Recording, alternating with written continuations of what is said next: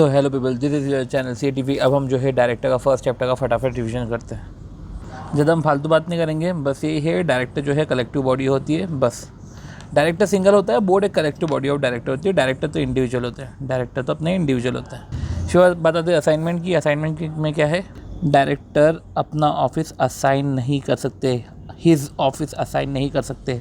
Director मर गया और डायरेक्टर मर के जो है सक्सेशन में उसका बेटा आ गया, जो भी है उसको असाइनमेंट नहीं बोलते। मीन्स अब वो चलेगा, ठीक, असाइनमेंट नहीं चलेगा, असाइनमेंट नहीं चलेगा, ठीक है।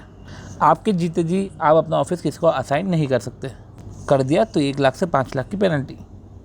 ये फालतू की बात है, ड्यूटीज़ ऑफ डायरेक्टर नहीं पढ़ना। फिर कुछ बात दिन की करते हैं, एक से ज़्यादा दिन नहीं हो सकते। 155 152 बोलते हैं दिन तुम्हारा मैंडेटरी है। इसमें 1:1:0.5 का हमको ध्यान रखना है। 1:1:0.5 का मतलब ये है, पर्सन पहले तो DIR 3 देता है डॉक्यूमेंट के साथ। सेंट्रल गवर्नमेंट के साथ उनका DIR 3 है, उनको दिन इंटीमेट करेंगे, 1 महीने के अंदर दिन इंटीमेट कर देंगे। 1 महीने में इंटीमेट करने के बाद ये भी 1 महीने में इंटीमेट कर देंगे। फिर जो कंपनी रजिस्ट्रार को 15 दिन के अंदर इंटीमेट कर देगी। इसलिए 1:1:0.5 ये DIR 3 के साथ डॉक्यूमेंट अटैच करेंगे, राइट। डॉक्यूमेंट का निमोनिक है BIFR। B से बोर्ड रिजोल्यूशन कि देखो हमको डायरेक्टर बना रहे, I से आइडेंटिटी कॉपी, FR से FPH मतलब फ़ोटो, और R से रेसिडेंशियल एड्रेस और साइन। तो BIFR सिग्नेचर। कल को ये एप्लीकेशन में डिफेक्ट निकल गया, ठीक है, तो तुम उसको रेक्टिफाई कर लो। तुमको 15 दिन का टाइम दिया है, 7 दिन नहीं है, 15 दिन का टाइम दिया है। अब डिफेक्ट इंटीमेट करोगे तो इंटीमेट वेबसाइट से और ईमेल के थ्रू इनको कर सकते हो। अगर 15 दिन में रीसबमिशन कर दो, सबमिशन करा अच्छी बात है, कभी नहीं करा तो तुम्हारी एप्लीकेशन उनको इनवैलिड मान लिया जाएगा। आप ऐसा करो, फ्रेश एप्लीकेशन कर दो। इंपॉर्टेंट ये है कि तुम्हारी फ़ीस का रिफ़ंड भी नहीं होगा। तो कल को क्वेश्चन में आ जाए कि एप्लीकेशन पुट अंडर रीसबमिशन, मतलब एप्लीकेशन इनवैलिड नहीं है, अभी रेक्टिफिकेशन के लिए उसको बोला है। 1:1:0.5 हो गया, ओके। अब ये कंपनी फेल हो गई इंटीमेट करने में तो 25,000 से 1 लाख। तो अपन ने 157 की पेनल्टी देख ली। अब कुछ बात आती है सरेंडर ऑफ दिन की। सरेंडर कब कर दोगे, जब तुम्हारे पास 2 दिन है। दिन ऑप्टेन फ्रॉडुलेंट तरीके से लिया था, डेथ हो गई इंडिविजुअल की। कुछ सरेंडर के बारे में अपन बात कर लेते हैं, ठीक है। 4 पॉइंट है। अब देखो इसमें क्या है, तो उसका निमोनिक ये है I am फ्रॉडू। I am फ्रॉडू का मतलब क्या है, और D के ऊपर ये डॉट क्यों लगा के रखा है। I से मतलब इंसॉल्वेंट, M साइलेंट है। I से मतलब इंसॉल्वेंट, M साइलेंट है। फ्रॉड से आपने जो है दिन ऑप्टेन किया। डू से डुप्लीकेट दिन है, और D से डेथ हो गई। D के ऊपर जो डॉट है वो डेथ हो गई। इस केस में सरेंडर करते हैं।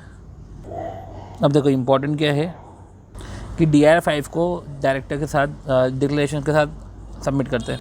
देखो 5 को ऐसे समझ सकते हैं कि 5S जैसे ही दिखता है तो सरेंडर, और डिक्लेरेशन में क्या है कि ये जो दिन है ये कभी यूज़ ही नहीं हुआ है फाइलिंग के लिए। जो हम सरेंडर कर रहे हैं ये कभी यूज़ ही नहीं हुआ है फाइलिंग के लिए। And he has never been appointed as director, ना तो उसे डायरेक्टर अपॉइंट किया गया है इस दिन के थ्रू, और ये दिन कभी यूज़ नहीं किया गया। ना तो इस दिन के थ्रू डायरेक्टर अपॉइंट हुआ है, ना तो इस दिन को यूज़ किया गया है। तो ये दिन मेरे जो भी यूज़ में नहीं आया, 1 से ज़्यादा दिन थे, ना तो मेरे को इस दिन से डायरेक्टर बना गया है, ना तो ये दिन मेरे यूज़ में है, ठीक है। दिन फॉर्म को थोड़ी सी अपन बात कर लेते हैं। 3 एप्लीकेशन के लिए होता है। 3B के अंदर देखो सेंट्रल गवर्नमेंट उसको इंटीमेट कर देगा दिन के एप्लीकेशन करने वाले को, और वो डायरेक्टर जो है कंपनी को बताएगा। तो इंटीमेशन टू कंपनी 3B। 5 अपना सरेंडर का होता है, 6 अपना चेंज का होता है। 2 में डायरेक्टर कंसेंट टू रजिस्ट्रार। ये जो 2, 11, 12 है इसको अपन देखते हैं। इनफैक्ट जो है 8 को भी अपन देखते हैं। कुछ बातें अपन KYC के ऊपर भी कर लेते हैं। इंडिविजुअल जो 31 मार्च तक दिन होल्ड करते थे उनको 30 सितंबर के पहले KYC फॉर्म भरना। जो भी 31 मार्च तक होल्ड करते DIR 3 KYC भर दो। ई फॉर्म 31 मार्च के पहले, 30 सितंबर के पहले, सॉरी, तो सेंट्रल गवर्नमेंट को दे दो। तो 31 मार्च को होल्ड करते हो, 30 सितंबर या उसके पहले ई फॉर्म सबमिट कर दो। और अगर तुम DIR 3 KYC ई फॉर्म सबमिट कर चुके हो, सबमिटेड DIR 3 KYC, तुम ई फॉर्म सबमिट कर चुके हो प्रीसीडिंग फाइनेंशियल ईयर में, तो तुम ऐसा करो वेब फॉर्म सबमिट कर दो। तो वेब फॉर्म सबमिट कर दो, बार बार मत भरो, OTP से इसको वेरीफाई कर दो। ई फॉर्म सबमिट करने के बाद तो वेब फॉर्म ही सबमिट करना पड़ता है। फिर कुछ रूल 25A की बात आई थी कि ई फॉर्म एक्टिव फाइल करना ऑन और बिफोर 25 जून या उसके पहले। 30 सितंबर की बात करें, 25 जून या उसके पहले ये कंपनी को फाइल करना है ई फॉर्म एक्टिव। इसके पहले तो ये डायरेक्टर की बात चल रही थी। अब जो है कंपनी को फाइल करना ई फॉर्म एक्टिव, 25 जून या उसके पहले ई फॉर्म एक्टिव फाइल करो। और अगर नहीं करा ना तो डिन जो डायरेक्टर के हैं वो मार्क कर दिए जाएंगे। जो कंपनी के सारे डायरेक्टर है उसके डिन मार्क कर दिए जाएंगे। जैसे वो शाहरुख खान का कर दिया था ना, चक दे इंडिया में घर के बाहर लिख दिया था, ये इधर लिख देंगे कि डिन मार्क कर दिए जाएंगे ऐसे director of non complaint company, कि ये सारे डायरेक्टर जो है वो नॉन कंप्लाइंट कंपनी के डायरेक्टर है। तो अभी तो कंपनी को ही बोला ई फॉर्म एक्टिव फाइल करने का, अभी रूल 12 भी तो आया ही नहीं है, नोटिफाइड नहीं हुआ है, बट डायरेक्टर को भी करना पड़ जाएगा। तो बात ई फॉर्म एक्टिव की हो रही है 25 जून 2019 के पहले दोस्तों। भर दो, नहीं तो थप्पा लग जाएगा तुम डायरेक्टर के दिन वालों को। डायरेक्टर के दिन नंबर पे थप्पा लग जाएगा। कौन सा फॉर्म भरना है? ई फॉर्म एक्टिव। अब चेंज की बात कर लेते इधर, ठीक है। सर्कमस्टेंस चेंज वेंज हुआ तो 30 दिन में सेंट्रल गवर्नमेंट को भेजो। अब बात आती है इंटीमेशन ऑफ चेंजेस की। चेंज होने के 30 दिन में DI-6 में सेंट्रल गवर्नमेंट को भेज देना। चेंज होने के 30 दिन में DI-6 में सेंट्रल गवर्नमेंट को दे देना। सेंट्रल गवर्नमेंट उस चेंज को वेरीफाई करेगा। अब तुमने कुछ भी चेंज किया हो 60 दिन में 30 दिन में भेज देना। कंपनी वेरीफाई करेगा चेंज को, इनकॉर्पोरेशन अपडेट कर देगा। अब सेंट्रल गवर्नमेंट जो है कंपनी, ठीक है, सेंट्रल गवर्नमेंट वेरीफाई करेगा और इन्फॉर्मेशन अपडेट जो है दे देगा। इन्फॉर्मेशन को अपडेट कर देगा डेटाबेस में। तो चेंज को वेरीफाई करके इन्फॉर्मेशन को डेटाबेस में अपडेट कर देगा। अब जो सेंट्रल गवर्नमेंट है वो जो है ट्रांसमिट कर देगा, वो दे देगा डिन सेल ऑफ मिनिस्ट्री को, रजिस्ट्रार को दे देगा। और सेंट्रल गवर्नमेंट खुद ही रजिस्ट्रार को दे देगा। ये जो नया डिन है ये सेंट्रल गवर्नमेंट खुद ही रजिस्ट्रार को दे देगा। मतलब कि DI-6 में चक्की थोड़ी सी अलग चलती है, यहाँ पे कंपनी रजिस्ट्रार को नहीं देती, ये कंपनी को दे देगा। तो 3:15 होता अपना, सॉरी 1:1:0.5 जो अपना था वो ऐसा हो गया है कि 30 दिन में तो हम उनको देंगे, ठीक है, 30 दिन में हम उनको देंगे, ठीक है। ये तो इंटीमेशन का तो कुछ भी नहीं पता, पर ये जो है 15 दिन में कंपनी को देंगे। जैसे ही मिलेगा 15 दिन में कंपनी को देंगे। कंपनी का रजिस्ट्रार से कोई लिंक नहीं है, ठीक है। तो ये सीन है तुम्हारा। और ये डायरेक्ट डिन सेल ऑफ मिनिस्ट्री जो है रजिस्ट्रार को दे देगा। तो ठीक है, अपन ने चेंज की बात कर ली। तो 1:1:0.5 नहीं है। सेंट्रल गवर्नमेंट की डिन सेल ऑफ मिनिस्ट्री रजिस्ट्रार को दे देगी। सेंट्रल गवर्नमेंट की डिन सेल ऑफ मिनिस्ट्री रजिस्ट्रार को दे देगी। तो सेंट्रल गवर्नमेंट की डिन सेल ऑफ मिनिस्ट्री रजिस्ट्रार को देगी, ठीक है। तो नया डिन रजिस्ट्रार को दे देगी। आती है 164 क्वालिफिकेशन डिस्क्वालिफिकेशन की बात। अब 164 है क्वालिफिकेशन डिस्क्वालिफिकेशन की। अच्छा, कुछ ग्राउंड डिस्क्वालिफिकेशन ये है, पर्सन डिक्लेयर्ड है अनसाउंड माइंड कॉम्पिटेंट कोर्ट से। जब साउंड हो जाएगा ना तो डिस्क्वालिफिकेशन खत्म हो जाएगी, पर अभी तो अनसाउंड माइंड डिक्लेयर करा है कोर्ट ने, कॉम्पिटेंट कोर्ट ने अनसाउंड माइंड डिक्लेयर करा। फिर undischarged insolvent, person undischarged insolvent है, तो अनसाउंड माइंड है, अनडिस्चार्ज इंसॉल्वेंट है। अनडिस्चार्ज का मतलब था कि तू डिस्चार्ज हो, मतलब कि तू डिक्लेयर हो चुका है पर तेरे को डिस्चार्ज नहीं किया, मतलब कि इंसॉल्वेंसी का डिक्लेरेशन आ गया। तो तीसरा पॉइंट ये है कि तूने अगर अप्लाई भी किया है insolvent to adjudicate as insolvent और तेरी एप्लीकेशन पेंडिंग है तो भी तू गया, तो अप्लाइड टू एडजुडिकेट इंसॉल्वेंट, तो तू डिक्लेयर हो गया या तूने इंसॉल्वेंसी की एप्लीकेशन दी। तो अनसाउंड माइंड, अनडिस्चार्ज इंसॉल्वेंट और अप्लाइड टू एडजुडिकेट इंसॉल्वेंट और एप्लीकेशन पेंडिंग है। फिर पर्सन कन्विक्टेड बाय कोर्ट, तो convicted by court for an offence involve moral turpitude, तो convicted by court for an offence involve moral turpitude. Offence कौन सा? Moral turpitude. तो offence involve moral turpitude और imprisonment है 6 महीने से ज़्यादा, ठीक। तो आप डिस्क्वालीफाइड हो, राइट। पर अगर 7 साल या उससे ज़्यादा है तो आप तो डिस्क्वालीफाइड लाइफ टाइम हो। यूँ तो आप डिस्क्वालीफाइड 5 साल के लिए हो, अदरवाइज फिर आप जो है लाइफ टाइम डिस्क्वालीफाइड हो। तो person convicted by court for an offence involve moral turpitude, imprisonment 6 महीने या उससे ज़्यादा का है, पर 7 साल या उससे ज़्यादा का नहीं, 6 महीने या उससे ज़्यादा का है। और उस कन्विक्शन की एक्सपायरी से 5 साल अभी ख़त्म नहीं हुए, एक्सपायरी हो गई पर 5 ईयर्स अभी ख़त्म नहीं हुए। तो देखो कन्विक्शन के इसमें से है इररिस्पेक्टिव ऑफ अपील। तो पर्सन जो है कन्विक्टेड बाय कोर्ट है, तो पर्सन कन्विक्टेड बाय कोर्ट है। और एक पर्सन जिसके अगेंस्ट में डिस्क्वालिफिकेशन ऑर्डर पास है, पर्सन कन्विक्टेड बाय कोर्ट है। और एक पर्सन जिसके अगेंस्ट में डिस्क्वालिफिकेशन ऑर्डर पास है। देखो ये सेक्शन है डिस्क्वालिफिकेशन के, पर एक पॉइंट ऐसा भी है कि पर्सन जिसके अगेंस्ट में कोर्ट ने डिस्क्वालिफिकेशन ऑर्डर पास किया, तो कोर्ट ने डिस्क्वालिफिकेशन ऑर्डर पास किया और irrespective of appeal order pass हो गया ना, बस अब तुम डिस्क्वालीफाइड हो। पर्सन कॉल्स पे नहीं करे हैं और 6 महीने इलैप्स हो चुके हैं लास्ट डे से, जिसे कन्विक्शन ख़त्म होने से 5 ईयर इलैप्स हो चुके हैं, वैसे ही 6 महीने इलैप्स हो चुके हैं लास्ट डे से। कॉल मंगवाए थे आपने, कॉल्स पे नहीं करे, ठीक है, और लास्ट डे से 6 महीने इलैप्स हो चुके हैं। अब उसमें ऐसा है कि आप जैसे ही पे कर दोगे तो आप क्वालिफाइड हो जाओगे। और ये डेट ऑफ कॉल्स मत बोलना, लास्ट डेट ऑफ कॉल से बोलना। और अगर जॉइंट शेयर होल्डर है उस शेयर के तो फिर तो दोनों के दोनों लाइबल होंगे। तो 6 महीने इलैप्स, 6 महीने का ध्यान रखना। फिर person convicted by court for offence involving related party transaction, तो person convicted by court for an offence involving related party transaction, मतलब कि ऑफेंस कौन सा है? ये ऑफेंस मॉरल टर्पिट्यूड का नहीं है भैया, offence involve related party transaction, और उसमें कन्विक्ट हुआ है बाय कोर्ट। तो रिलेटेड पार्टी ट्रांजेक्शन में कन्विक्शन कब से होने लग गया? होता है लिस्टेड कंपनी के केस में होता है, तो director officer of listed company होते ना, तब कन्विक्शन होता है। मतलब अनलिस्टेड कंपनी के केस में नहीं होता, ये ध्यान रख लेना। पर्सन जिसको डिन अलॉट नहीं हुआ वो भी डिस्क्वालीफाइड है। पर्सन जिसकी डायरेक्टरशिप एक प्रिस्क्राइब लिमिट से ज़्यादा है। एक अच्छा क्वेश्चन इसके रिस्पेक्ट में था कि फॉर्मर बैंक एग्जीक्यूटिव, किसी जो है फॉर्मर बैंक एग्जीक्यूटिव है, convicted by court 8 years ago. तो भैया convicted by court 8 years ago ना, 5 ईयर इलैप्स हो चुके हैं। अब sentence to imprisonment for a period of 1 year. 8 साल पहले, सुनो, 8 साल पहले sentence to imprisonment for a period of 1 year, तो भैया वो तो हो चुका है ना। कन्विक्ट हुए थे 8 साल पहले 1 साल के लिए, ठीक है, तो 1 साल हो गया। अब उसको भी हुए 5 साल हो गए एक्सपायरी के, तो अब थोड़ी ना डिस्क्वालीफाइड है वो। ये 164 के 1 के ग्राउंड से अपन ने देखा है। अब 164(2) के ग्राउंड से, अब 164(2) क्वालिफिकेशन डिस्क्वालिफिकेशन।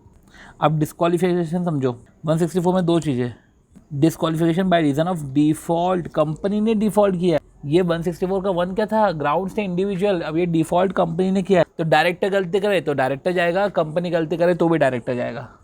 ये गवर्नमेंट कंपनी को नहीं लगता, पर public financial institution, nominee director और प्राइवेट कंपनी को लगता है। क्या बोल के रखा है इसमें? पर्सन जो है डायरेक्टर वो हु इज़ और हैज़ बीन, और पर्सन हु इज़ और हैज़ बीन डायरेक्टर, तो कंपनी का डायरेक्टर है, वो डिस्क्वालीफाइड हो जाएगा to reappoint in that company और अपॉइंट इन अदर कंपनी। क्या बोला? Reappoint in that company, appoint in other company for 5 years. तो पर्सन जो है or has been director of a company, person who is has been director of a company, अब वो disqualify हो गया है। डिस्क्वालीफाई हो गया है to reappoint in that company और अपॉइंट इन अदर कंपनी। अब अगर वो डिस्क्वालीफाइड हो गया है to reappoint in that company और अपॉइंट इन अदर कंपनी, उस कंपनी में री अपॉइंट नहीं हो सकता, और अदर कंपनी से तो अपॉइंट ही नहीं हो सकता। वो 5 साल के लिए नहीं हो सकता। अगर उस कंपनी ने ये कांड कर दिए है तो पर्सन जो है डायरेक्टर हु इज़ और has been director of a company can not be reappoint in that company, appoint in other company. If company ने ये कर दिया है और not reappoint in that company और appoint in other companies for 5 years, तो disqualified है 5 years के लिए। तो 5 साल के डिस्क्वालीफाइड है। तो देखो समझो, डिस्क्वालिफिकेशन डेट पे तो वो डायरेक्टर था, अब डिस्क्वालिफिकेशन अट्रैक्ट हो गया, तो इंसेप्शन ऑफ डिस्क्वालिफिकेशन पे वो डायरेक्टर था, डिस्क्वालिफिकेशन पे अट्रैक्ट हो गया, तो 5 साल तक तो वो रीअपॉइंट ही नहीं हो सकता किसी अदर कंपनी में, रीअपॉइंट नहीं हो सकता उस कंपनी में, और अपॉइंट ही नहीं हो सकता अदर कंपनी में 5 साल के लिए। इफ़ कंपनी ने ये सब किया है, कंपनी ने फाइनेंशियल स्टेटमेंट और एनुअल रिटर्न फाइल नहीं करे, फाइनेंशियल स्टेटमेंट या annual return for preceding 3 financial year, और कंपनी फेल्ड फॉर 3D, या तो फाइनेंशियल स्टेटमेंट और annual return for continuous period of 3 year तुमने फाइल नहीं करे, या तो company fail to pay 3D, fail to pay deposit with interest, fail to repay deposit with interest, fail to redeem the debenture with interest, और fail to pay the dividend जो declare करा गया है, ठीक है। And such default continues for more than equal to 1 year. और ये fail to repay deposit with interest में लोन मत मान लेना तुम, हाँ, लोन बिल्कुल भी नहीं आएगा, ध्यान रखना क्वेश्चन सॉल्व करते समय। कुछ फर्दर पॉइंट समझने की ये है कि 164(2) में डिस्क्वालिफिकेशन करे, बाद में तुमने ठीक भी कर दिया तो भी डिस्क्वालिफिकेशन रहे। अभी अपन ने कॉल फॉल्स के केस में तो पढ़ा था कि बाद में ठीक करा तो डिस्क्वालिफिकेशन नहीं रहेगा, पर 164(2) में तो डिस्क्वालिफिकेशन तुमको रहेगा। और 164(2) को ऑडिटर को भी आपको 143(3)(g) में, अभी अपन ने ऑडिट करा, बताना पड़ता है ना 143(3)(g) में, और 164(2) गवर्नमेंट कंपनी पे एप्लीकेबल नहीं होता। अब कुछ प्राइवेट कंपनी को additional ground, private company additional ground prescribe कर सकती है। बात यह है कि इधर 3 कंटिन्यूस प्रीसीडिंग फाइनेंशियल ईयर है, और जो है इधर more than equal to 1 year है। तो person continue as director in that company, तो पर्सन कंटिन्यू रहेगा as director in that company. तो क्या बोल के रखा है कि 164(2) एप्लीकेबल हो गया, तो पर्सन तो कंटिन्यू रहेगा डायरेक्टर इन दैट कंपनी। क्योंकि अगर आपको पता हो तो मैंने बोला था कि वो रीअपॉइंटमेंट नहीं हो कर सकता उस कंपनी में, और अपॉइंट नहीं हो सकता किसी अदर कंपनी में, तो अदर कंपनी में तो डिस्क्वालीफाइड हो जाएगा इमीडिएटली, पर इस कंपनी में तो कंटिन्यू रहेगा एज अ डायरेक्टर। 164(2) में इंपॉर्टेंट बात यह है कि पर्सन जो है अगर वो डायरेक्टर अपॉइंट हुआ था और कंपनी ने डिफ़ॉल्ट कर दिया तो वो डिस्क्वालीफाइड नहीं होगा पहले 6 महीने तक। From the date of appointment वो पहले 6 महीने तक डिस्क्वालीफाइड नहीं हो। तो मीन्स अगर डिफ़ॉल्ट किया है 10 तारीख को और जो है अपॉइंटमेंट 18 तारीख को किया था, अब देखो वो जो है 6 महीने तक जो है नहीं रहेगा, 6 महीने तक वो डिस्क्वालीफाइड नहीं होगा। समझो, पर्सन अपॉइंट हुआ डायरेक्टर, कंपनी ने डिस्क्वालिफिकेशन कराए, 6 महीने तक वो डिस्क्वालीफाइड नहीं है। पर्सन जैसे ही डायरेक्टर बना, कंपनी ने डिफ़ॉल्ट कर दिया, person appointed as director of a company and company ने डिफ़ॉल्ट कर लिया है, 6 महीने तक वो जो है डिस्क्वालीफाइड नहीं है। तो not disqualified for first 6 month. अब 167 वैकेशन की बात करते हैं। अब वैकेशन की बात क्या है, अगर पर्सन ने इंकर करा डिस्क्वालिफिकेशन 164 1 2 3 में, अभी एक डायलॉग बाजी अपन ने समझी थी कि देखो पर्सन हु इज़ और has been director he can not be appoint. तो पर्सन हु इज़ और has been director of a company disqualified to reappoint in that company और अपॉइंट इन अदर कंपनी। तो वो रीअपॉइंट नहीं हो सकता उस कंपनी में, अपॉइंट नहीं हो सकता अदर कंपनी में। तो 164(2) में क्या बोलते हैं, ऑल डायरेक्टर और डिफॉल्टिंग कंपनी, तो वो सारे डायरेक्टर डिस्क्वालीफाइड हो जाते हैं रीअपॉइंट होने से उस कंपनी में और अपॉइंट होने से इन अदर कंपनी। अब देखो क्या लिखा है, अगर डायरेक्टर 164(2) में डिस्क्वालीफाइड है तो उसका ऑफिस वेकेट हो जाएगा, तो उसका ऑफिस वेकेट हो जाएगा अदर कंपनी में, तो उसका ऑफिस जो है वेकेट हो जाएगा अदर कंपनी में। तो अदर कंपनी में उसका ऑफिस वेकेट हो जाएगा, ऑब्वियस बात है डिस्क्वालिफिकेशन है तो वेकेशन क्रिएट हो जाएगी। पर जब उस कंपनी में वो बाहर ही नहीं गया है तो वेकेशन उस कंपनी में नहीं होगी, but not in defaulting company. As he is required to vacate the office immediately. अब तुमको वेकेट करना पड़ेगा तो तुम रीअपॉइंट तो हो नहीं सकते, ठीक है। जब तुमको वेकेट ही करना है तो अपॉइंटमेंट ही नहीं हो सकता, तो रीअपॉइंटमेंट भी नहीं हो सकता, ठीक है। अब वेकेशन हो गया, अब क्या करें, अब रेमेडी क्या है कि भैया तुमको काम करवाना है तो आप एडिशनल डायरेक्टर अपॉइंट कर लो। ये 164 1 2 की अपन ने बात कर ली। फिर पर्सन है, अगर वो एब्सेंट है सारी बोर्ड मीटिंग में, पिछले 12 महीने की सारी बोर्ड मीटिंग में एब्सेंट है, पिछले 12 महीने की सारी बोर्ड मीटिंग में वो एब्सेंट है, पर अगर वो वीडियो कॉन्फ्रेंसिंग से आया तो उसको प्रेजेंट मानना। और अगर वो भले ही देखो पिछले 12 महीने की सारी बोर्ड मीटिंग में एब्सेंट है, भले वो पूछ के गया है, सब बोल रहे हैं हाँ ठीक है मत आ, तो भी वो डिस्क्वालीफाइड है। मतलब कि अगर लीव ग्रांट करी है ना तो भी डिस्क्वालीफाइड है। फिर बोल के रखा है देखो, person act in contravention, person जो है person act in contravention under section 184, तो उसने कॉन्ट्रावेंशन किया है 184 में, कॉन्ट्रावेंशन किया 184 में, 184 में कॉन्ट्रावेंशन किया, मतलब वो एंटर हुआ है कॉम्प्रोमाइज अरेंजमेंट में, एंटर हुआ है कॉन्ट्रैक्ट और अरेंजमेंट में। तो पर्सन जिसने कॉन्ट्रावेंशन किया है 184 में entering in contract and arrangement, तो कॉन्ट्रावेंशन 184 में कैसे हो सकता है कि तुमने एंटर का बताया नहीं, ठीक है, या तो तुम एंटर कर गए। तो देखो 184 का कॉन्ट्रावेंशन क्या होता है कि 184 1 भी है और 2 भी है। देखो तो कॉन्ट्रावेंशन क्या है 184 1 में बोलते हैं कि आपको फर्स्ट बोर्ड मीटिंग में अपने इंटरेस्ट को डिस्क्लोज करना पड़ेगा। तो अगर आपने डिस्क्लोज नहीं करा interest, fail to disclose interest, और एक और है कि आपने कॉन्ट्रावेंशन किया 184 का, तो fail to disclose interest in contract or arrangement, interest in contract or arrangement, ये इंटरेस्ट जो है कॉन्ट्रैक्ट और अरेंजमेंट में है, ये इंटरेस्ट जो है अदर एसोसिएशंस में नहीं है, ये कॉन्ट्रैक्ट और अरेंजमेंट में है। तो 184 के बने दोनों पॉइंट देख लिए, मतलब कि अगर तुमने उधर कॉन्ट्रावेंशन किया तो तुम इधर तुमको वैकेंसी करनी पड़ जाएगी।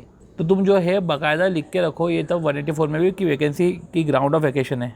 फिर वो डिस्क्वालीफाइड होता है कोर्ट ऑर्डर से, convicted by court a foreign offence involve moral turpitude and imprisonment जो है more than equal to 6 month. Person को जो है वो रिमूव करके रखा है कि पर्सन जो है रिमूव करा है तो जनरल मीटिंग में ऑर्डिनरी रिजोल्यूशन से, तो पर्सन अगर रिमूव करा गया है जनरल मीटिंग में ओवर पास करके और कंप्लाइंस किया 169 के प्रोविजन। फिर कुछ वैकेशन के और क्या ग्राउंड थे कि पर्सन अपॉइंट हुआ है कंपनी में by virtue of holding office.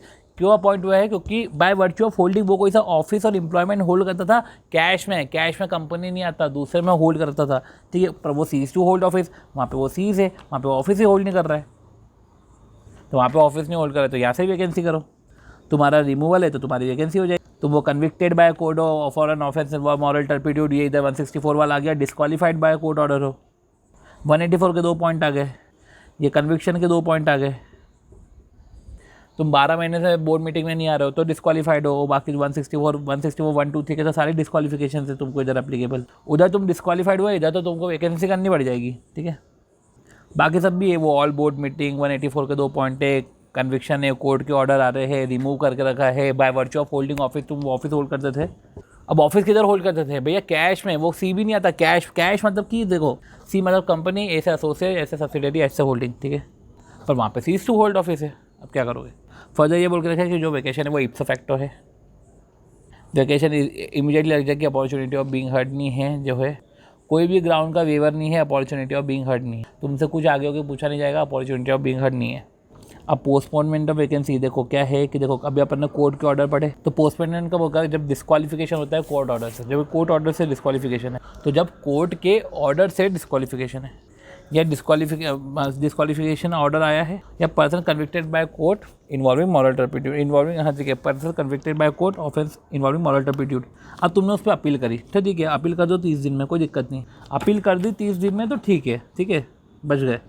तो अपील 30 दिन में कर दी तो तुम्हारा वैकेशन नहीं है। अब देखो, अब वो अपील डिस्पोज होगी और डिस्पोज होने के 7 दिन में जो है, अगर डिस्पोज में तुम्हारे फेवर पर नहीं आया तो अगले 7 दिन में अपील कर दो तो वापस तुम बच गए। अब जो आपने फर्दर अपील करी है वो फर्दर अपील जैसे ही डिस्पोज होगी बस ख़त्म है तुम्हारा, वहाँ तक तुम पोस्टपोन कर सकते हो फर्दर अपील के डिस्पोज होने तक। अगर तब भी अनफेवरेबल आया तो भैया अब तो तुम कुछ कर भी नहीं सकते, वैकेंसी तब तक पोस्टपोन हो जाएगी। कॉन्ट्रावेंशन क्या है 167 का, फाइन वही 1 लाख से 5 लाख है 167 में भी, ठीक है। और इम्प्रिजनमेंट है 1 साल का, और बोथ डायरेक्टर की ड्यूटी पे भी फाइन जो है 1 लाख से 5 लाख है। अभी जो है वेकेशन का कंसिक्वेंस क्या है कि सारे डायरेक्टर वेकेट हो गए, तो ऐसे केस में क्या करेंगे। इंपॉर्टेंट ये है कि प्रमोटर आएगा, और अगर प्रमोटर नहीं है तो फिर सेंट्रल गवर्नमेंट आ जाएगा। क्या करेगा, ये दोनों मिलकर अपॉइंट करेंगे रिक्वायर्ड नंबर ऑफ डायरेक्टर, जो कम से कम जरूरी है, ठीक है, और जिनका टेनर होगा till the next general meeting. तो वो आएंगे और कंपनी के लिए कामकाज करेंगे, ठीक है। तो प्रमोटर अपॉइंट कर देगा, प्रमोटर नहीं तो सेंट्रल गवर्नमेंट अपॉइंट कर देगा। देखो 164(2) में क्या है, 167(4) में क्या है कि प्राइवेट कंपनी स्पेसिफाई कर सकती है एडिशनल ग्राउंड, ठीक है। अमेंड कर दो एओए स्पेशल रिजोल्यूशन से अमेंड कर दो और एडिशनल ग्राउंड स्पेसिफाई कर दो। अब समरी जो है 164 और 167 की तुमको दे के रखिए। अनसाउंड माइंड है, आई एम फ्रॉडू पर नहीं, इसमें वो नहीं है, ठीक है। अनसाउंड माइंड है, अनडिस्चार्ज इंसॉल्वेंट है, या एप्लीकेशन दिए वो इंसॉल्वेंट हो गया, एप्लीकेशन पेंडिंग है। Court conviction for an offence involve moral turpitude, court का डिस्क्वालिफिकेशन ऑर्डर है, court convicted for an offence involving related party transaction. आपने जो है कॉल्स पे नहीं करे, 6 महीने लैप्स, दिन नहीं है आपके पास, डायरेक्टरशिप एक लिमिट से ज़्यादा है तुम्हारे पास। अब 164 का डिस्क्वालिफिकेशन क्या है, 167 में 164 का डिस्क्वालिफिकेशन है, बोर्ड मीटिंग में आ नहीं रहे हो, 184 में तुम एंटर कर रहे हो, कॉन्ट्रावेंशन क्या है 184 में आपने डिस्क्लोज नहीं करा, ठीक है। ई सेम है डिस्क्वालिफिकेशन ऑर्डर, फिर सेम एज ये है, फिर 169 रिमूवल है, और डायरेक्टर बाय वर्चू जहाँ पे ऑफिस ऑफ एम्प्लॉयमेंट का होल्ड करते थे कैश में कंपनी नहीं आता। फिर देखो 149(1) मिनिमम नंबर ऑफ डायरेक्टर, ये जो सारे बॉक्सेस पर है ना, जैसे सारे जो पॉइंटर यही क्वेश्चन है, ठीक है, यही क्वेश्चन का क्रक्स है, तो ये भी पढ़ लेना जिससे आपके क्वेश्चन सारे रिवाइज हो जाएंगे। तो 149(1) मिनिमम नंबर ऑफ डायरेक्टर। तो OPC private company public company जो भी है, ओपीसी में 1 डायरेक्टर नहीं 1 मेंबर होता है, ठीक है, 1 मेंबर पर्सन कंपनी होती है, तो डायरेक्टर भी मिनिमम 1 हो सकता है। पब्लिक कंपनी 2 है, प्राइवेट कंपनी 2 है, और भी पब्लिक कंपनी 3 है। जो मैक्सिमम नंबर ऑफ डायरेक्टर है वो कैन एक्सटेंड टू 15, 15 से ज़्यादा ही बढ़ा सकते हो, आर्टिकल प्रोवाइड कर सकता है हायर लिमिट 15 से ज़्यादा बढ़ा सकते हो, ठीक है। तो 15 से ज़्यादा की प्रोवाइड लिमिट कर सकता है आर्टिकल, तो जो तुमको है स्पेशल रिजोल्यूशन पास करना पड़ जाएगा। और आर्टिकल जो है ये 15 की लिमिट को कम भी कर सकता है, कि जैसे आर्टिकल ने बोला 13 तो भैया 13 भी हो सकता है, आर्टिकल ने बढ़ाया तो 15 भी हो सकता है। ये गवर्नमेंट कंपनी सेक्शन 8 कंपनी पे नहीं लगता है मैक्सिमम नंबर ऑफ डायरेक्टर वाला सीन, कि इंक्रीज़ करने के लिए तुमको स्पेशल रेजोल्यूशन पास होगा, सेक्शन 8 कंपनी और गवर्नमेंट कंपनी में नहीं लगता।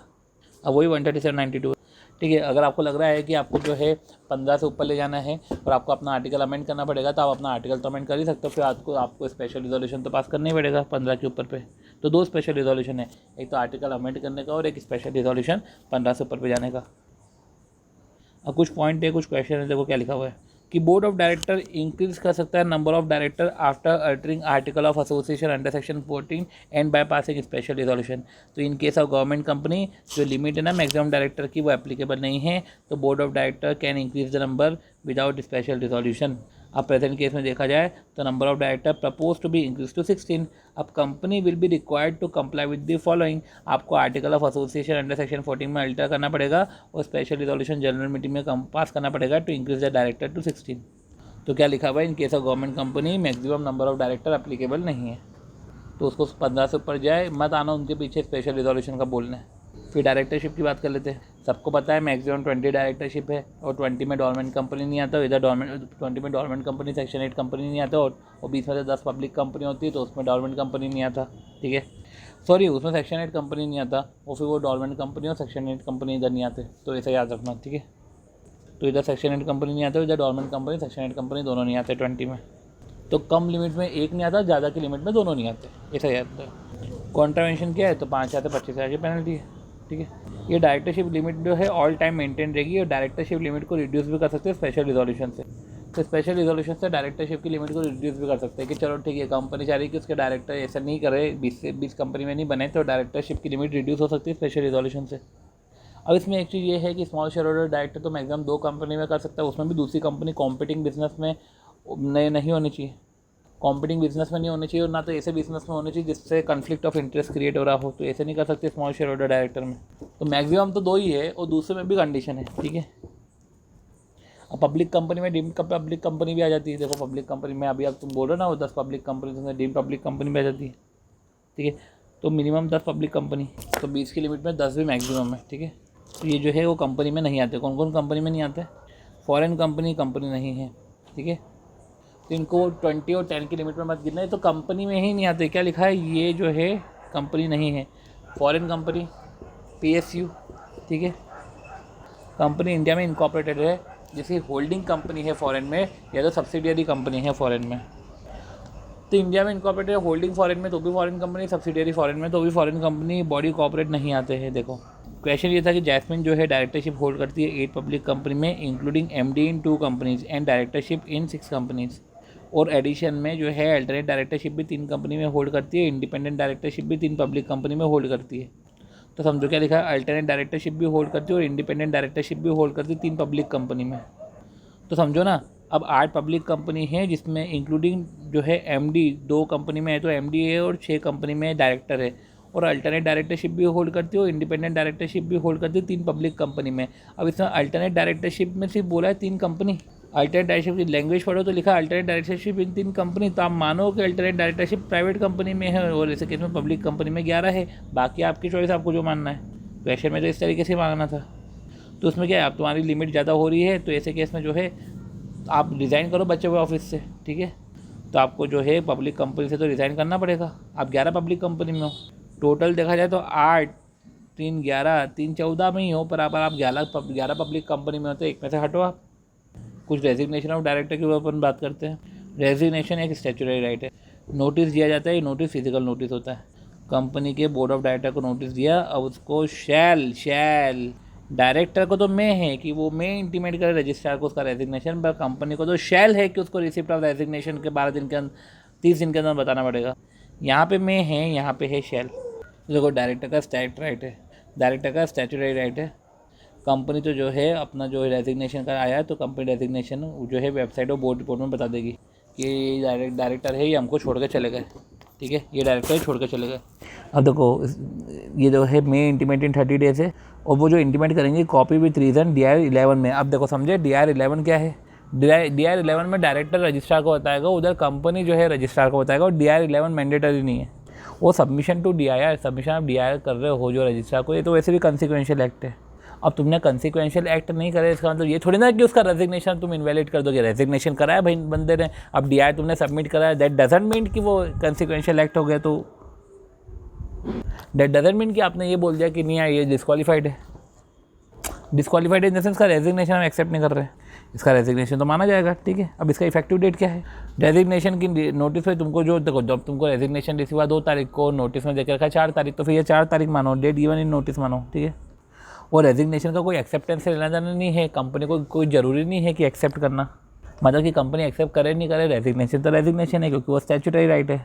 कंपनी तो इनफैक्ट कंपेल भी नहीं कर सकती डायरेक्टर को कि नहीं भैया रहो यार, ऐसा कंपेल वम्पेल कुछ भी नहीं कर सकती। रेजिग्नेशन है, ठीक है, रोक भी नहीं सकती डायरेक्टर को। और रेजिग्नेशन का कंसिक्वेंशियल एक्ट से लेना देना ही नहीं है, तुमने फाइल करा नहीं करा उसको कोई मतलब नहीं है, रेजिग्नेशन तो रेजिग्नेशन है। अब इंपॉर्टेंट नई चीज़ है, देखो समझो। अब इंपॉर्टेंट ये है कि जो फॉरेन डायरेक्टर रिज़ाइन कर रहा है, अब देखो फॉरेन डायरेक्टर रिज़ाइन कर रहा है, तो वो क्या करेगा? वो ऑथराइज करेगा CA इन प्रैक्टिस को, CS इन प्रैक्टिस को, जो भी है। इनफैक्ट वो रेसिडेंट डायरेक्टर को बोल देगा यार कि तू फाइल कर दे DR11 यार ना। 162 appointment to be voted out individually. देखो मेंबर अपॉइंट कर रहा है एक रिजोल्यूशन में एक डायरेक्टर, बोर्ड अपॉइंट करता है बोर्ड मीटिंग में एक रिजोल्यूशन में एक डायरेक्टर। 161 में 161 1 2 3 4 additional alternate nominee casual, board meeting में एक रिजोल्यूशन से एक डायरेक्टर अपॉइंट होता है। मेंबर अपॉइंट कर रहा है एक रिजोल्यूशन में एक डायरेक्टर। अब कुछ एक्सेप्शन है कि मोर देन डायरेक्टर, 1 डायरेक्टर भी आप अपॉइंट कर सकते हो रिजोल्यूशन से। तो उसके बाद उसके लिए जो है एक रिजोल्यूशन से एक से ज़्यादा डायरेक्टर पास कर सकते हो, पर 2 चीज़ पास करनी पड़ेगी, एक तो रिजोल्यूशन फॉर ऑथराइजेशन और एक resolution for appointment. Resolution for authorization क्या होता है? वो यूनानिमस वोट रिजोल्यूशन नहीं होता, जिसमें ऐसा बोला जाता है कि कोई भी वोट अगेंस्ट में नहीं हो, भले ही वोट जो है एब्सटेन्ड हो, मतलब कि कोई भी वोट अगेंस्ट नहीं हो, खिलाफ में नहीं आना चाहिए कोई सा वोट। और यूनानिमस वोट रिजोल्यूशन में होता है कि सबको प्रेजेंट रहना है, ठीक है। यूनानिमस में सबको प्रेजेंट लेना है, सबको फेवर में वोट करना है। वो इधर बोल रहा है कि कोई वोट अगेंस्ट में नहीं हो। और फिर रिजोल्यूशन फॉर अपॉइंटमेंट, और फिर उसका जो अपॉइंटमेंट का रिजोल्यूशन है वो तो वार का रिजोल्यूशन होता है, ठीक है। ये प्राइवेट कंपनी 100% गवर्नमेंट कंपनी या गवर्नमेंट कंपनी की 100% सब्सिडियरी इन पे एप्लीकेबल नहीं होता है। मतलब कि ये तो कर सकते हैं अपॉइंट, भैया तुम जनरल मीटिंग में करो एक से ज़्यादा डायरेक्टर अपॉइंट, कोई दिक्कत नहीं, हमको कोई लेना देना नहीं, करो। ये फालतू का टंटा नहीं है कि रिजोल्यूशन को ऑथराइजेशन लो, रिजोल्यूशन फॉर अपॉइंटमेंट करो, ये सब नाटक नहीं। तो यूनानिमस और नो वोट कास्ट अगेंस्ट आप समझ गए होंगे। चलो वो ये जनरल मीटिंग के हैं, मेंबर की बात करके रखो मैं स्टार्टिंग से, बोर्ड मीटिंग में मत मान लेना। बोर्ड मीटिंग में तो तू वैसे ही कर सकता है, वैसे ही अलाउड है तेरे को। एक क्वेश्चन है देख लेते हैं। अब XYZ कंपनी ने अपने AGM में सारे डायरेक्टर को अपॉइंट किया, तो AGM में सारे डायरेक्टर को अपॉइंट किया सिंगल रिजोल्यूशन से, तो कोई ऑब्जेक्शन वो अब कोई ऑब्जेक्शन नहीं करा भाई, किसी की हिम्मत ही नहीं ऑब्जेक्शन करने की। ठीक है, एक रिजोल्यूशन से सारे डायरेक्टर को अपॉइंट कर दिया, जो भी करा इन्होंने, कोई दिक्कत नहीं है। तो भैया तुमने ऑब्जेक्शन नहीं करा, इसका तो ये थोड़ा ना रिजोल्यूशन वैलिड है। तुमको रिजोल्यूशन फॉर ऑथराइजेशन और रिजोल्यूशन फॉर अपॉइंटमेंट तो लेना था ना। तो क्या बोल के रखा है कि बोर्ड ऑथराइज करेगा। यूनानिमस बोर्ड रिजोल्यूशन के वो नहीं है, यूनानिमस बोर्ड रिजोल्यूशन नहीं है, उसमें क्या बोला है, no vote cast against. Against में भैया कोई वोट नहीं होना चाहिए, भले तुम एब्सटेन कर लो चलेगा, ठीक है। फिर ये बात कर ली प्राइवेट कंपनी 100% गवर्नमेंट कंपनी इन पे एप्लीकेबल नहीं है, तो ये कोई टंटा ही नहीं इसमें। फिर आती है बात फर्स्ट डायरेक्टर की। तो क्या है फर्स्ट डायरेक्टर में, ये फर्स्ट डायरेक्टर का ड्यूरेशन टिल AGM रहता है। आर्टिकल में प्रोविज़न जो है, जो फर्स्ट डायरेक्टर है जो है, देखो इसका टेन्योर तो टिल AGM रहेगा, AGM तक टेन्योर रहेगा। अब आर्टिकल में जो है प्रोविज़न दे के रखा है, आर्टिकल में जो बोल के रखा है वही फर्स्ट डायरेक्टर है। ये डायरेक्टर कोई मेंबर थोड़ा ना अपॉइंट करेगा, आर्टिकल में जो दे के रखे वही फर्स्ट डायरेक्टर है। और इनकेस अगर आर्टिकल साइलेंट है तो सारे इंडिविजुअल सब्सक्राइबर फर्स्ट डायरेक्टर होंगे। इंडिविजुअल, बॉडी कोऑपरेट फर्म नहीं, सारे इंडिविजुअल सब्सक्राइबर। मीटिंग से कभी फर्स्ट डायरेक्टर अपॉइंट नहीं होते हैं, ठीक है, मीटिंग से अपॉइंट नहीं होते। प्रोविजन जो दे के रखा है, प्रोविजन आर्टिकल में जो दे के रखा है वही डायरेक्टर अपॉइंट होंगे। इंडिविजुअल में तो जो है OPC के केस में तो इंडिविजुअल मेंबर होता है ना, तो मेंबर ही फर्स्ट डायरेक्टर होता है OPC के केस में। तो सारे जो इंडिविजुअल जो सब्सक्राइबर है वो फर्स्ट डायरेक्टर होंगे, इंडिविजुअल सब्सक्राइबर, समझे। तो सारे जो है अपने इंडिविजुअल सब्सक्राइबर जो है वो फर्स्ट डायरेक्टर हमारे होंगे। जो भी आर्टिकल पे देख रखा है वो आर्टिकल में जो डायरेक्टर है वो डायरेक्टर जो आपके फर्स्ट डायरेक्टर है। देखो डायरेक्टर जो होते हैं कंपनी की जनरल मीटिंग में अपॉइंट होते हैं, डायरेक्टर के पास दिन होना चाहिए, साथ ही साथ जो है। अब देखो ये सब चीज़ जो है गवर्नमेंट कंपनी पे एप्लीकेबल। अब समझो, एक 1 सेकेंड, देखो डायरेक्टर के पास दिन होना चाहिए, डायरेक्टर जो है कंसेंट देता है कंपनी को, वो जो है कंपनी DIR 12 में 30 डेज़ के अंदर रजिस्ट्रार को बता देती है, ठीक है। तो DIR 2 से डायरेक्टर जो है कंसेंट देता है कंपनी को, और ये कंसेंट कंपनी जो है 30 दिन में फाइल करती है। अपन एक 1:1:15 पढ़ा था, 1:1:15.5, और बाकी अपन ने बाकी तो कहीं कुछ पढ़ा नहीं था। वो ये है कि कंपनी जो है रजिस्ट्रार को 30 दिन में करती है। तो समझ में आ गया वो जो मैं आपको बोला था 2, 11, 12 बाद में पढ़ लेंगे। 2 कंसेंट का है, 11 में रेजिग्नेशन का है, 12 में रेजिग्नेशन का है। पर 12 में रेजिग्नेशन के साथ ये कंसेंट का इंटीमेशन भी है, कंसेंट का भी बताते हैं रजिस्ट्रार को। वो जो है ना 30 दिन, ये 30 दिन जो है अपॉइंटमेंट से 30 दिन है। ये जो कंपनी 30 दिन में बता रही है ये अपॉइंटमेंट से 30 दिन मानो, कंसेंट से 30 दिन नहीं है। अब बात ये है कि आपको कब कब कंसेंट लगता है, तो देखो फर्स्ट में लिखता है, फर्स्ट से फर्स्ट डायरेक्टर, R से रीअपॉइंटमेंट और T से अपॉइंटमेंट बाय ट्रिब्यूनल। तो फर्स्ट डायरेक्टर, रीअपॉइंटमेंट और अपॉइंटमेंट बाय ट्रिब्यूनल, ठीक है। रोटेशनल नॉन रोटेशन के अपन बात कर लेते हैं, ठीक। तो बोला जो अपने टोटल नंबर ऑफ डायरेक्टर है ना, तो वो तो टोटल नंबर ऑफ डायरेक्टर उसमें इंडिपेंडेंट नहीं आता, नॉमिनी नहीं आता। नॉमिनी जो स्पेशल एक्ट के वो नहीं आते, वो banking regulation act, companies act के आ जाते हैं। अभी टोटल डायरेक्टर रिडीम हो सकते हैं भैया, आर्टिकल बोले तो total director redeem in the sense कि रिटायर हो सकते हैं। अब देखो एक कंपनी में एडिशनल डायरेक्टर और ओरिजिनल डायरेक्टर दोनों है, तो 2 को इंक्लूड नहीं करेंगे, किसी एक को इंक्लूड करेंगे, ठीक है। अल्टरनेट और ओरिजिनल इंक्लूड है, तो फिर अपन अल्टरनेट को नहीं करेंगे, ओरिजिनल को लेंगे। टोटल नंबर ऑफ डायरेक्टर में ये इंडिपेंडेंट नहीं आता, नॉमिनी नहीं आता, और ये स्पेशल एक्ट जैसे कि बैंकिंग का, बाकी अगर स्पेशल एक्ट पार्लियामेंट के तहत कुछ हो तो ये अपने टोटल नंबर ऑफ डायरेक्टर है, ठीक है। आर्टिकल बोल सकता है कि रिटायर कर दो सबको, पर टोटल में जो है 2/3 एटलीस्ट 2/3 तेरे रोटेशनल होने चाहिए। अब रोटेशनल डायरेक्टर वो होते हैं कि जो डायरेक्टर अपॉइंट हो सकते हैं AGM, तो ठीक है, तो रोटेशनल डायरेक्टर अपॉइंट होते हैं जनरल मीटिंग में। अब एटलीस्ट 2/3 है और नियरेस्ट टू 1/3 है, एटलीस्ट 2/3 है और नियरेस्ट टू 1/3 है। एटलीस्ट 2/3 का मतलब ये है 2.5, 4.1 हमारा 5 हो जाएगा, क्योंकि एटलीस्ट 4.1 मतलब 5, और नियरेस्ट टू 2/3 हो जा, तो ऐसे केस में 4.1 हमारा हो जाता है 4। तो डायरेक्टर जिसके पीरियड ऑफ ऑफिस जो है liable to be determined by rotation, तो डायरेक्टर जिसका period of office liable to be determined by rotation, वो होते हैं रोटेशनल डायरेक्टर।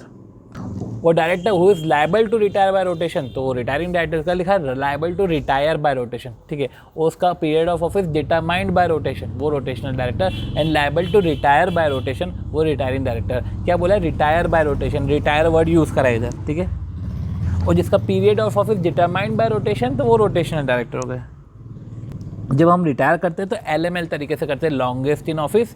M से जो है म्यूचुअल कंसेंट। देखो लॉन्गेस्ट इन ऑफिस नहीं, अगर कभी साथ में ही अपॉइंट हुए तो म्यूचुअल कंसेंट, या तो म्यूचुअल कंसेंट में एग्री नहीं हो रहे तो ड्राइंग ऑफ लॉट्स।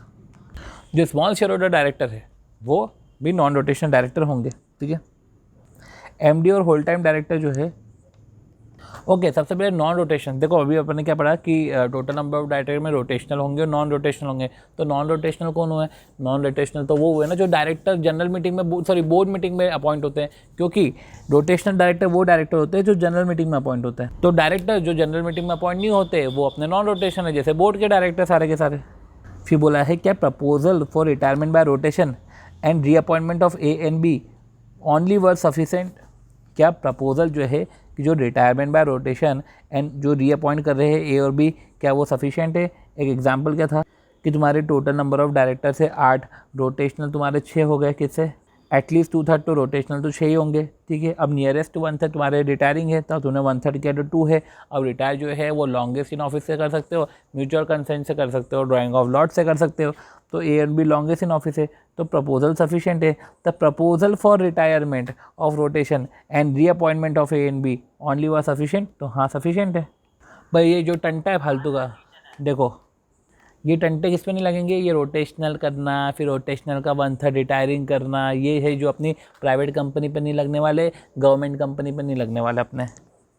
अब गवर्नमेंट कंपनी में भी बहुत इंपॉर्टेंट ये, अनलिस्टेड गवर्नमेंट कंपनी पे नहीं लगेंगे, मतलब लिस्टेड गवर्नमेंट पे कंपनी पे लगेंगे। कंपनी गवर्नमेंट कंपनी कभी लिस्टेड हो ना तो उसको ये करना पड़ जाएगा कि भैया ये रोटेशनल डायरेक्टर निकालो, रिटायरिंग डायरेक्टर निकालो, ये सब हरकत इसको करनी पड़ जाएगी। तो लिस्टेड कंपनी हो तो लिस्टेड गवर्नमेंट कंपनी हो भैया तुमको लग जाएगा, ठीक है ना, कि रोटेशनल भी निकालो और फिर नियरेस्ट 1/3 रिटायरिंग भी निकालो। सेक्शन 8 कंपनी पे तो लगता ही है। नॉन एप्लीकेबिलिटी में बताया क्या, नॉन एप्लीकेबिलिटी में सिर्फ प्राइवेट कंपनी है, नॉन एप्लीकेबिलिटी में सिर्फ अनलिस्टेड गवर्नमेंट कंपनी है। सेक्शन 8 कंपनी को तो नहीं बताया तो मतलब वो लग जाएगा उसको। क्वेश्चन कुछ ऐसा था, strength of board of director वो 11 है और प्रपोज क्या है, टू मेक द MD और whole time director as director जो लायबल नहीं है रिटायर बाय रोटेशन के। तो देखो बोर्ड ऑफ डायरेक्टर 11 है, अब वो जो है MD और होल टाइम डायरेक्टर को नहीं लायबल करना चाहते as director, not liable to retire by rotation. तुम रिटायर बाय रोटेशन तो नहीं हो, तो इसका मतलब ये नहीं है कि हम इनको अपॉइंट कर रहे हैं। अपॉइंट नहीं, ये पहले से ही है, इन 11 में पहले से ही है, 13 नहीं कर रहे। MD और डायरेक्टर को जो है वो चाह रहे हैं और they propose to make the MD और होल टाइम डायरेक्टर कि जो डायरेक्टर है not liable to retire by rotation है। तो ऐसे केस में जो है ये नॉन रोटेशनल डायरेक्टर हो जाएंगे, ठीक है। अब देखो पॉइंट ये है, 2 वर्ड यूज होते हैं, director whose period of office is liable to determine by rotation. Director whose period of office is liable to determine by rotation, वो रोटेशनल डायरेक्टर।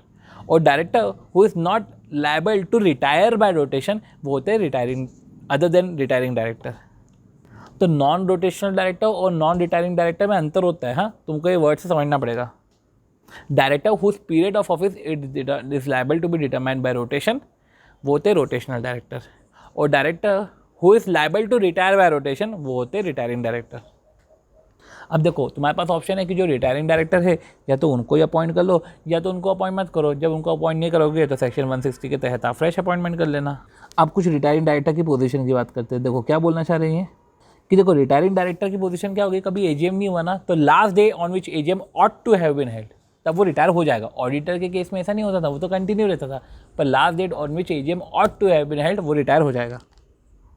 पर AGM हुआ, ठीक है, और AGM हुआ और या तो आप उसको रीअपॉइंट कर लो, और अगर आपने उसको रीअपॉइंट नहीं करा, ठीक है, आपने सामने वालों को उसको अपॉइंट ही नहीं करा, आपने अपॉइंट नहीं करा पर मीटिंग में इसकी बातचीत नहीं हुई, आपने अपॉइंट तो नहीं करा पर मीटिंग में इसकी बातचीत नहीं हुई कि हम इसको रीअपॉइंट नहीं कर रहे, मतलब समझ रहे हो कि बातचीत नहीं हुई कि हम इसको अपॉइंट नहीं कर रहे हैं, तो एक तरीके से अपॉइंटमेंट नहीं हुआ आपका।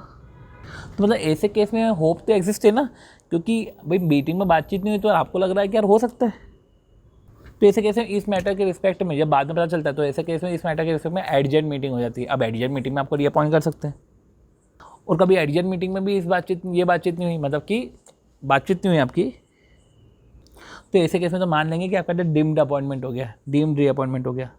तो देखो बोर्ड मीटिंग हुई, बोर्ड मीटिंग में एडजन हो गया, तो बोर्ड मीटिंग में कोई रीअपॉइंटमेंट नहीं हुआ था और साथ ही साथ ना ऐसे कोई बातचीत नहीं हुई, बाद में बोर्ड मीटिंग किसी कारण से एडजन हो गई। एडजन मीटिंग में भी ऐसे नाटक है, तो फिर तो भैया तुम तो डीम्ड रीअपॉइंटमेंट मान लो कि तो बेवकूफ़ बना रहे, तुम तो अपॉइंटेड ही हो, ठीक है। इनको भगाना ही नहीं, भगाना होता तो भगा लेता अभी तक। तो ऐसे केस में जो है डीम्ड रीअपॉइंटमेंट मान लेते हैं। अब कुछ एक्सेप्शन है डीम्ड रीअपॉइंटमेंट की, कि भैया मैं तो इस केस में डीम्ड रीअपॉइंटमेंट नहीं मानूंगा, ये डीम्ड रीअपॉइंटमेंट हो ही नहीं सकता। उसके है पुद्र इसके पुद्र से है रिजोल्यूशन पुट एंड लॉस्ट, ठीक है। डायरेक्टर अनविलिंग है, उसने एक्सप्रेस कर दी अनविलिंगनेस। डी से डायरेक्टर डिस्क्वालीफाइड है। आर से रिजोल्यूशन ही पास नहीं हुआ। और ए से एक्ट का कॉन्ट्रावेंशन है। देखो पुद्र बोल के रखा है, अब इसको समझाने की जरूरत नहीं है। पुद्र मैं तो बोलता हूँ resolution put and lost, director ने अनविलिंगनेस शो करी, डायरेक्टर डिस्क्वालीफाइड है, रिजोल्यूशन ही पास नहीं हुआ, एक्ट का कॉन्ट्रावेंशन हुआ है, ठीक है। ये अपन ने इधर जो है पुद्र की बात कर दी। अब कुछ बात हम रीअपॉइंटमेंट की कर लेते हैं कि जो रिटायरिंग, देखो रिटायरिंग डायरेक्टर है ना, वो रीअपॉइंटमेंट्स होते हैं तो 160 नहीं लगता। रीअपॉइंटमेंट फ्रेश डायरेक्टर के लिए 160 है। भाई रिटायरिंग डायरेक्टर रीअपॉइंट हो रहे हैं तो 160 तो लगा मत देना तुम। अब जो पर्सन भले वो मेंबर हो नहीं हो, ठीक है, पर्सन भले वो मेंबर हो नहीं हो, तो पर्सन ने क्या किया कि खुद से नोटिस दे दिया 14 दिन का क्लियर, 14 क्लियर डेज का नोटिस दे सकता है। अब वो पर्सन मेंबर हो या मेंबर ही नहीं है वो, ठीक है, वो भी दे सकता है, अननोन पर्सन भी दे सकता है। अब जो अब वो मेंबर है, ठीक है, अब मेंबर तो वो खुद का दे सकता है, ठीक है, पर्सन मेंबर हो या नहीं हो वो खुद का दे सकता है। साथ ही साथ जो मेंबर है किसी दूसरे का भी दे सकते हैं, ठीक है। देखो तो इंपॉर्टेंट क्या है कि जो मेंबर नहीं है वो भी दे सकता है, और जो मेंबर है किसी दूसरे का भी दे सकते हैं, ठीक है। तो वो भी 14 क्लियर डेज का देंगे। अब ऐसे केस में जो है फीस 1 लाख की लगेगी। निधि कंपनी के केस में फीस 10,000 और हायर अमाउंट हो सकता है। ये 14 क्लियर डेज का नोटिस देंगे, ठीक है, ये कैंडिडेचर का नोटिस देंगे कंपनी को। अब मैंडेटरी प्रोविज़न है, नोटिस तो देंगे ही देंगे, अदरवाइज़ जो है अपॉइंटमेंट आपका इनवैलिड मान लिया जाता है। अब विदिन 7 क्लियर डेज जो है वो नोटिस आया कंपनी को, विदिन 7 क्लियर डेज जो है समझो ये जो है जनरल मीटिंग के 14 दिन पहले का क्लियर नोटिस कंपनी को देंगे। फिर कंपनी ने 7 क्लियर डेज में जो है मेंबर को ये नोटिस फॉरवर्ड किया, तो कंपनी मेंबर को जो बता रही है वो 7 क्लियर डेज में बताएगी। ये 14 दिन में कंपनी 14 क्लियर डेज में कंपनी को आ रहा है, 14 clear days before general meeting, और ये 7 क्लियर डेज का नोटिस जो है वो मेंबर को बता रही है। अब देखो मेंबर को नोटिस भी दे दिया और एडवर्टीजमेंट भी दे दिया।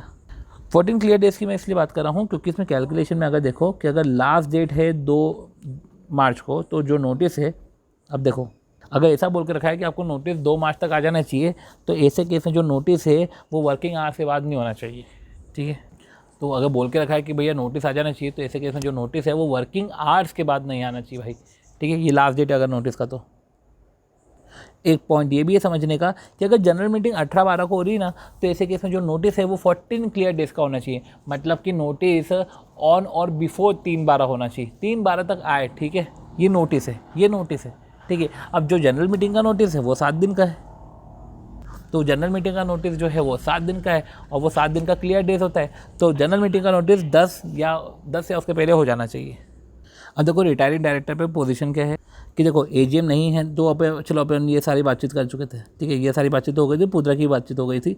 हाँ, अपन किधर से, अब देखो मेंबर है, देखो अब नोटिस और एडवर्टीजमेंट, ठीक है। नोटिस तो 7 क्लियर डेज का जाएगा, और जो एडवर्टीजमेंट है, अब वो एडवर्टीजमेंट जो है एडवर्टीजमेंट, तो नोटिस आवा 7 क्लियर डेज का जाएगा, एडवर्टीजमेंट हो गया वर्नाक्युलर न्यूज़पेपर में और एक इंग्लिश न्यूज़पेपर में। जो नोटिस है 7 क्लियर डेज का जाएगा।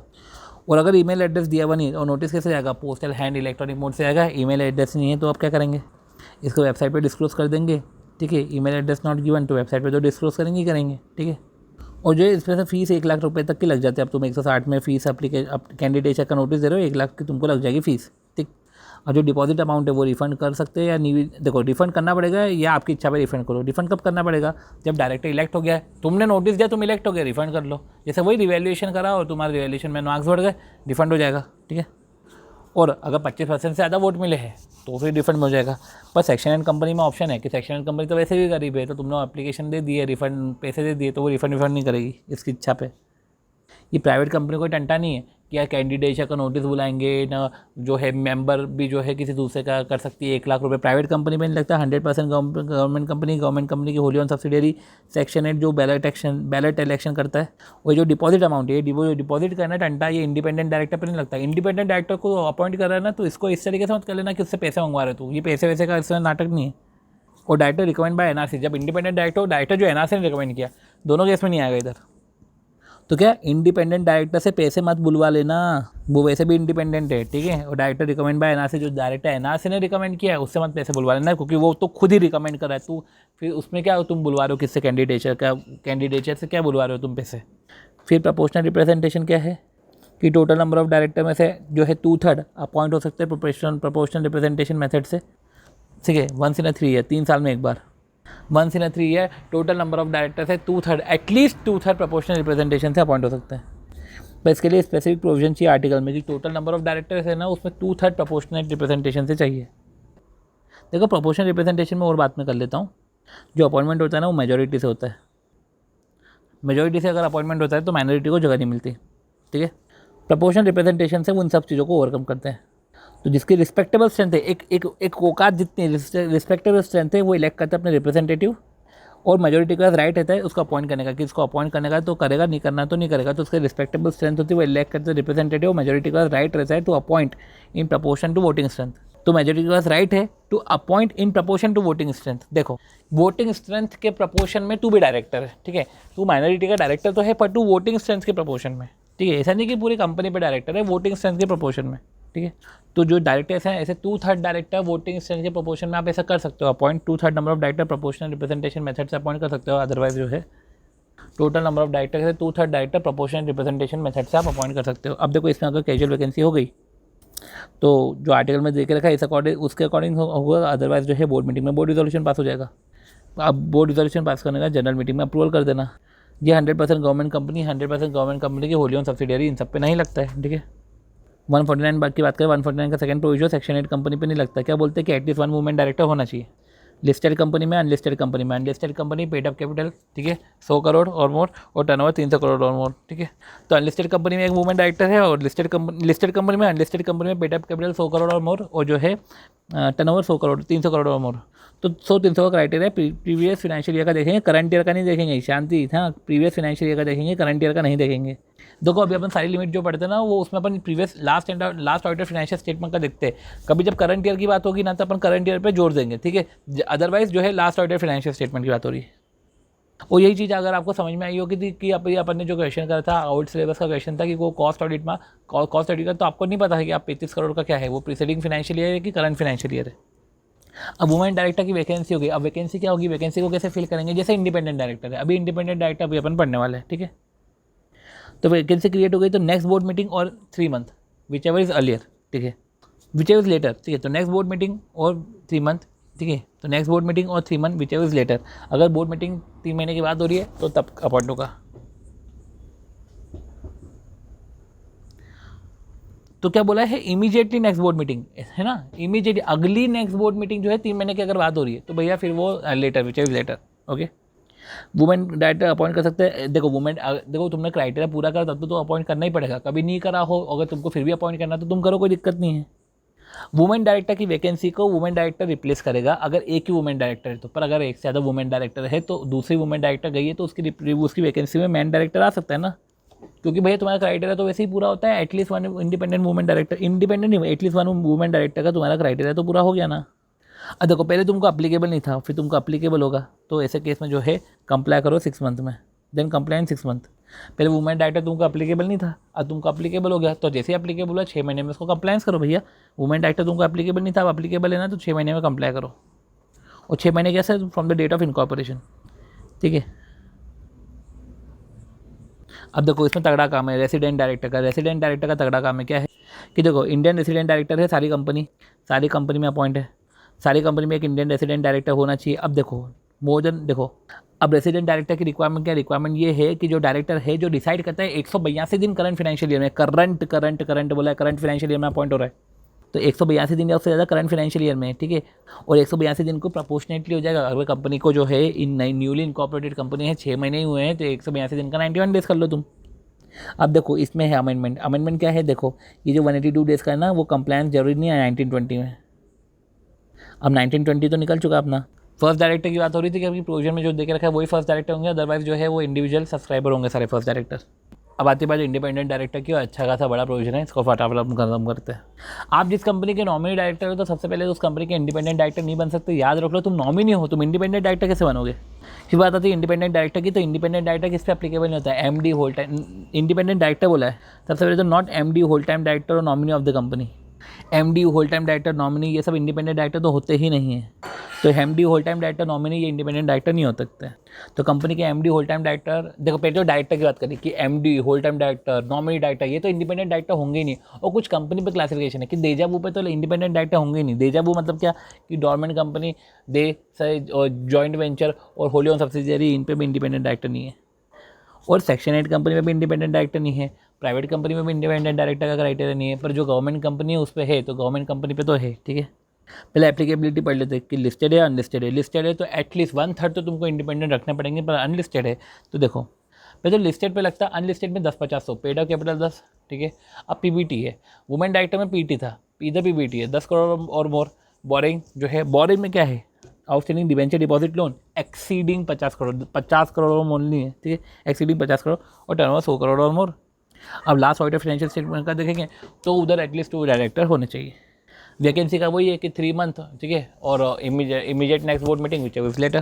ठीक, यही अपने जो है वुमेन डायरेक्टर की बात करी। नॉमिनी डायरेक्टर का अपन ने समझा कि जिस कंपनी में नॉमिनी हो तो वहाँ पे जो तुम है वहाँ पे आप इंडिपेंडेंट डायरेक्टर नहीं बन सकते। अब देखो एक समझो, ऑडिट कमेटी में अगर तुमको याद हो तो मेजॉरिटी जो है आपको इंडिपेंडेंट होना चाहिए। तो कभी किसी केस में आपको लिस्टेड कंपनी में बोला है कि आपको जो है 1/3 एटलीस्ट 1/3 इंडिपेंडेंट डायरेक्टर है, और ऑडिट कमेटी में बोल रहे हैं कि 2 इंडिपेंडेंट डायरेक्टर जो है मेजॉरिटी इंडिपेंडेंट डायरेक्टर है।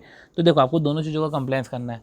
हो सकता है कि ऑडिट कमेटी में निकल जाए कि 3 इंडिपेंडेंट डायरेक्टर का भी निकल गए, तो आपको ऐसे केस में जो है वो दोनों चीज़ों का कंप्लायंस करना है कि आपकी ऑडिट कमेटी का भी कंप्लायंस हो जाए, उधर का भी कंप्लायंस हो जाए। अब सबसे पहले तुम इंडिपेंडेंट हो तो तुम कैसे प्रूव करो? अपना डिक्लेयर तो कर दो तुम्हारी इंडिपेंडेंसी तुम अपनी। अब जब तुम तुम्हारी इंडिपेंडेंसी को डिक्लेयर करो तो समझो पहली बोर्ड मीटिंग में डिक्लेयर करो इंडिपेंडेंसी। तो फर्स्ट बोर्ड मीटिंग, हर सबकी फर्स्ट बोर्ड मीटिंग। अब कौन कौन सी चीज़ों में फर्स्ट बोर्ड मीटिंग? सबसे पहले तुम अपॉइंट हुए हो उसके बाद की फर्स्ट बोर्ड मीटिंग, साल की पहली बोर्ड मीटिंग, और कोई से सर्कमस्टेंस आता है जो अफेक्ट करता है इंडिपेंडेंसी को, उसके बाद उसकी फर्स्ट बोर्ड मीटिंग। ठीक है, तो साल की पहली, अपॉइंट हुए है उसके बाद पहली, और सर्कमस्टेंस चेंज हुआ है उसके बाद पहली। तो देखो साल की पहली, अपॉइंटमेंट हुआ है उसके बाद की पहली, और चेंज हुआ है सर्कमस्टेंस का उसके बाद की पहली। तो हो गया अपना प्यार की पहली। क्या छोड़ो। तो अब टेन्योर क्या है? टेन्योर क्या है? मैक्सिमम 2 टर्म है। ठीक है, 2 टर्म है, 5 साल है, 5 कंसेक्यूटिव ईयर, 2 टर्म है। और यही तो ऐसा इंडिपेंडेंट डायरेक्टर इसका ही तो होता है। देखो ओआर में तो सबको अपॉइंट कर लेते हैं, यही तो है जिसका रीअपॉइंटमेंट के लिए स्पेशल रिजोल्यूशन लगता है। ठीक है, इसका रीअपॉइंटमेंट सेकंड टर्म में रीअपॉइंट कर रहे हो। ठीक है, और सेकंड टर्म में तुम उसको रिमूवल भी कर रहे हो, तो अपॉर्चुनिटी ऑफ बीइंग हर्ड दोगे, पर तुमको स्पेशल रिजोल्यूशन लगेगा इसमें ही, सेकंड टर्म में ही। फर्स्ट टर्म में कुछ भी नहीं, सब सेकंड टर्म में। कूलिंग पीरियड क्या है कि सेसेशन हो गया तो 3 साल का कूलिंग पीरियड। 3 साल में तो तू इंडिपेंडेंट डायरेक्टर जैसे तो अपॉइंट हो ही नहीं सकता, पर तेरे को एसोसिएट होना है किसी अदर कैपेसिटी में तो हो जाए, तो इंडिपेंडेंट डायरेक्टर नहीं हो पाएगा भैया। तुमको स्टॉक ऑप्शन नहीं मिलेंगे, नहीं तो तेरा इंटरेस्ट आ जाएगा। तुमको PSR मिलेगा, profit related commission, sitting fees और रेम्यूनरेशन। और देखो सिटिंग फीस बोर्ड मीटिंग के रिस्पेक्ट में मिलती है तुमको। ठीक है, अब तुम लाइबिलिटी ऑफ एक्ट, ठीक है, कोई से एक्ट ओमिशन का एक्ट कमीशन है और तुम उसमें इन्वॉल्व है, तुम्हारा नॉलेज और इंटरेस्ट था तो तू लाइबल होगा। तो एक्ट ऑफ ओमिशन और कमीशन में अगर इंडिपेंडेंट डायरेक्टर नॉलेज था, उसका वो अवेयर था, इन्वॉल्व था, तो ऐसे केस में जो है वो लाइबल होगा। अगर अवेयर नहीं था तो लाइबल नहीं होगा। तो इंडिपेंडेंट डायरेक्टर जो है जनरल मीटिंग में अपॉइंट होते हैं, और एक्सप्लेनेटरी स्टेटमेंट में ये जो नोटिस है जनरल मीटिंग में एक्सप्लेनेटरी स्टेटमेंट अटैच होकर जाता है कि इन दी ओपिनियन ऑफ बोर्ड इसने सारा क्राइटेरिया फुलफिल करा है इंडिपेंडेंस का। तो देखो जनरल मीटिंग में तो अपॉइंट होता है, बोर्ड मीटिंग में तो वैसे भी अपॉइंट नहीं होता है। जनरल मीटिंग के नोटिस में एक्सप्लेनेटरी स्टेटमेंट चले जाता है। ठीक है, जनरल मीटिंग के नोटिस में एक्सप्लेनेटरी स्टेटमेंट, और एक्सप्लेनेटरी स्टेटमेंट में क्या जाता है? एक्सप्लेनेटरी स्टेटमेंट में जनरल मीटिंग में अपॉइंट हुआ, उसके नोटिस में एक्सप्लेनेटरी स्टेटमेंट किया कि इन दी ओपिनियन ऑफ बोर्ड, ये नेसेसरी, जरूरी था। इन दी ओपिनियन ऑफ बोर्ड, उसने फुलफिल कर रहे हैं सारी कंडीशन, ये बोर्ड के ओपिनियन में है कि उसने सारी कंडीशन पूरी करी है। अब जो है तमीज से क्राइटेरिया की बात करते हैं। पता है डायरेक्टर का चैप्टर बड़ा है, और स्टार्टिंग में एकदम से 3 डायरेक्टर के चैप्टर मत उठा देना तुम। अब क्राइटेरिया ऑफ इंडिपेंडेंट डायरेक्टर क्या है? सबसे पहले कैश का प्रमोटर नहीं होना चाहिए। तुम प्रमोटर हो, इंडिपेंडेंट तो बन ही नहीं पाओगे, प्रमोटर तो निकल मत जाना तुम। तो कैश के प्रमोटर नहीं हो। अरे इनफैक्ट कैश के प्रमोटर और डायरेक्टर के तुम रिलेटेड भी नहीं हो। प्रमोटर तो छोड़ो, कैश के प्रमोटर और डायरेक्टर के तुम रिलेटेड भी नहीं हो। प्रमोटर नहीं हो, प्रमोटर डायरेक्टर के रिलेटेड नहीं हो, और पिक्यूनरी रिलेशन भी नहीं होना चाहिए।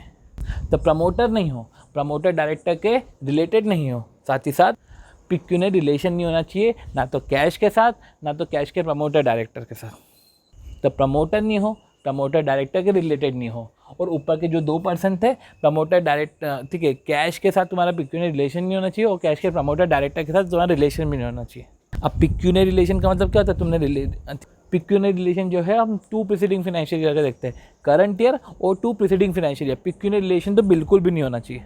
मतलब कि ट्रांजेक्शन देखो, जो है इंडिपेंडेंट डायरेक्टर, उसकी टोटल इनकम का 10% तक का ट्रांजैक्शन हो रहा है, तो ट्रांजैक्शन अप टू 10% पिक्यूनियर रिलेशन नहीं है। तो क्या क्या नहीं है तुमको पता होना चाहिए। रेम्यूनरेशन मिल रहा है, transaction 10% of his total income हो रहा है तो दिक्कत नहीं है। सिटिंग फीस मिल रही है, प्रॉफिट रिलेटेड कमीशन मिल रहा है, ये कोई पिक्यूनियर रिलेशन थोड़ी ना।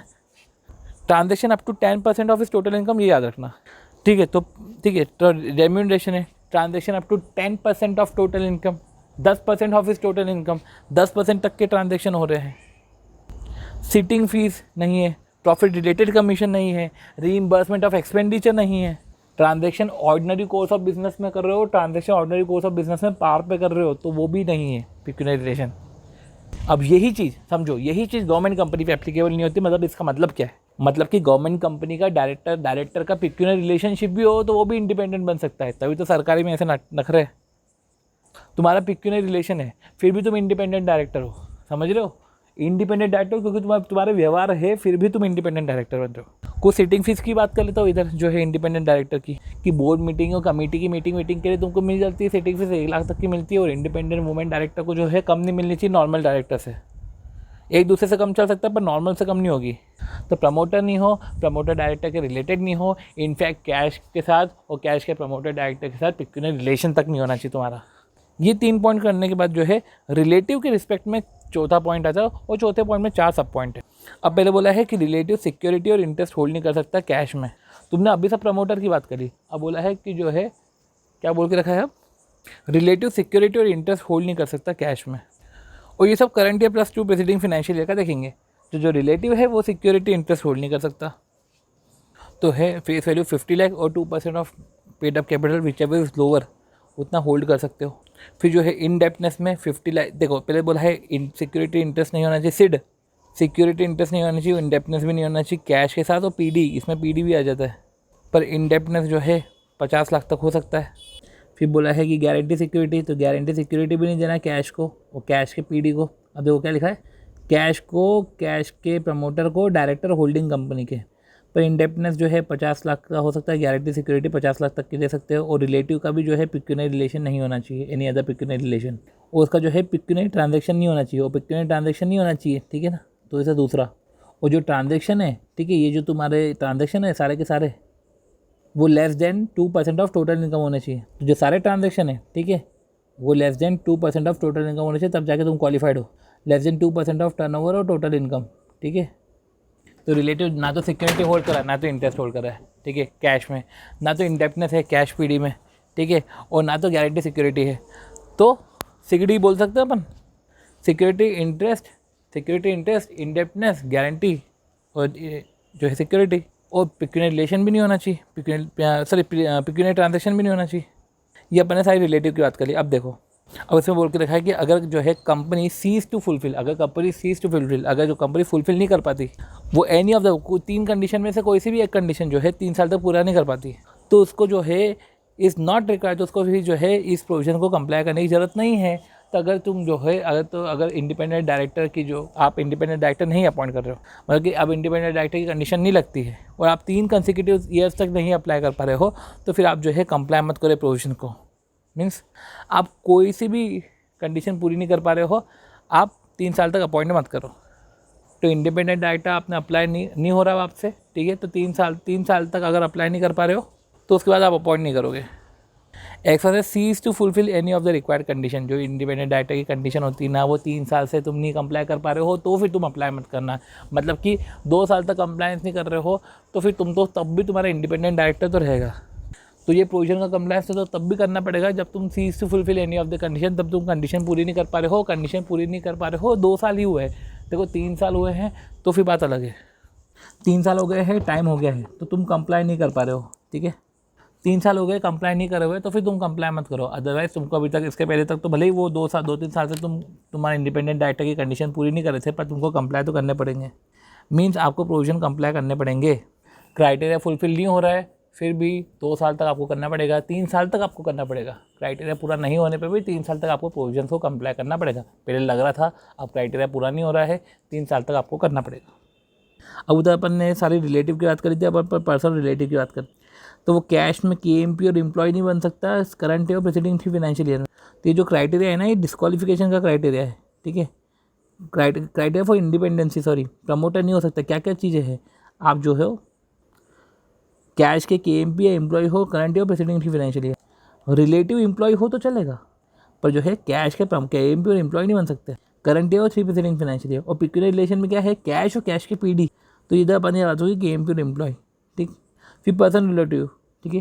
किसी ऑडिटर फर्म, लीगल फर्म और consulting firm, auditor firm, legal consulting firm में एम्प्लॉय प्रोप्राइटर पार्टनर नहीं हो सकता। और लीगल कंसल्टिंग फर्म में भी क्या है, लीगल कंसल्टिंग फर्म भी वो जिसका कैश के साथ ट्रांजेक्शन जो है वो मोर देन इक्वल टू 10% है। तो ऐसी वैसी नहीं है, लीगल कंसल्टिंग फर्म जिसका कैश के साथ ट्रांजेक्शन है 10% of total income, 10% of turnover, मतलब कि ग्रॉस टर्नओवर है ना उस फर्म का, उसका 10% कैश के साथ होता है। तो लीगल कंसल्टिंग फर्म में भी तुम 3 साल तक नहीं हो सकते।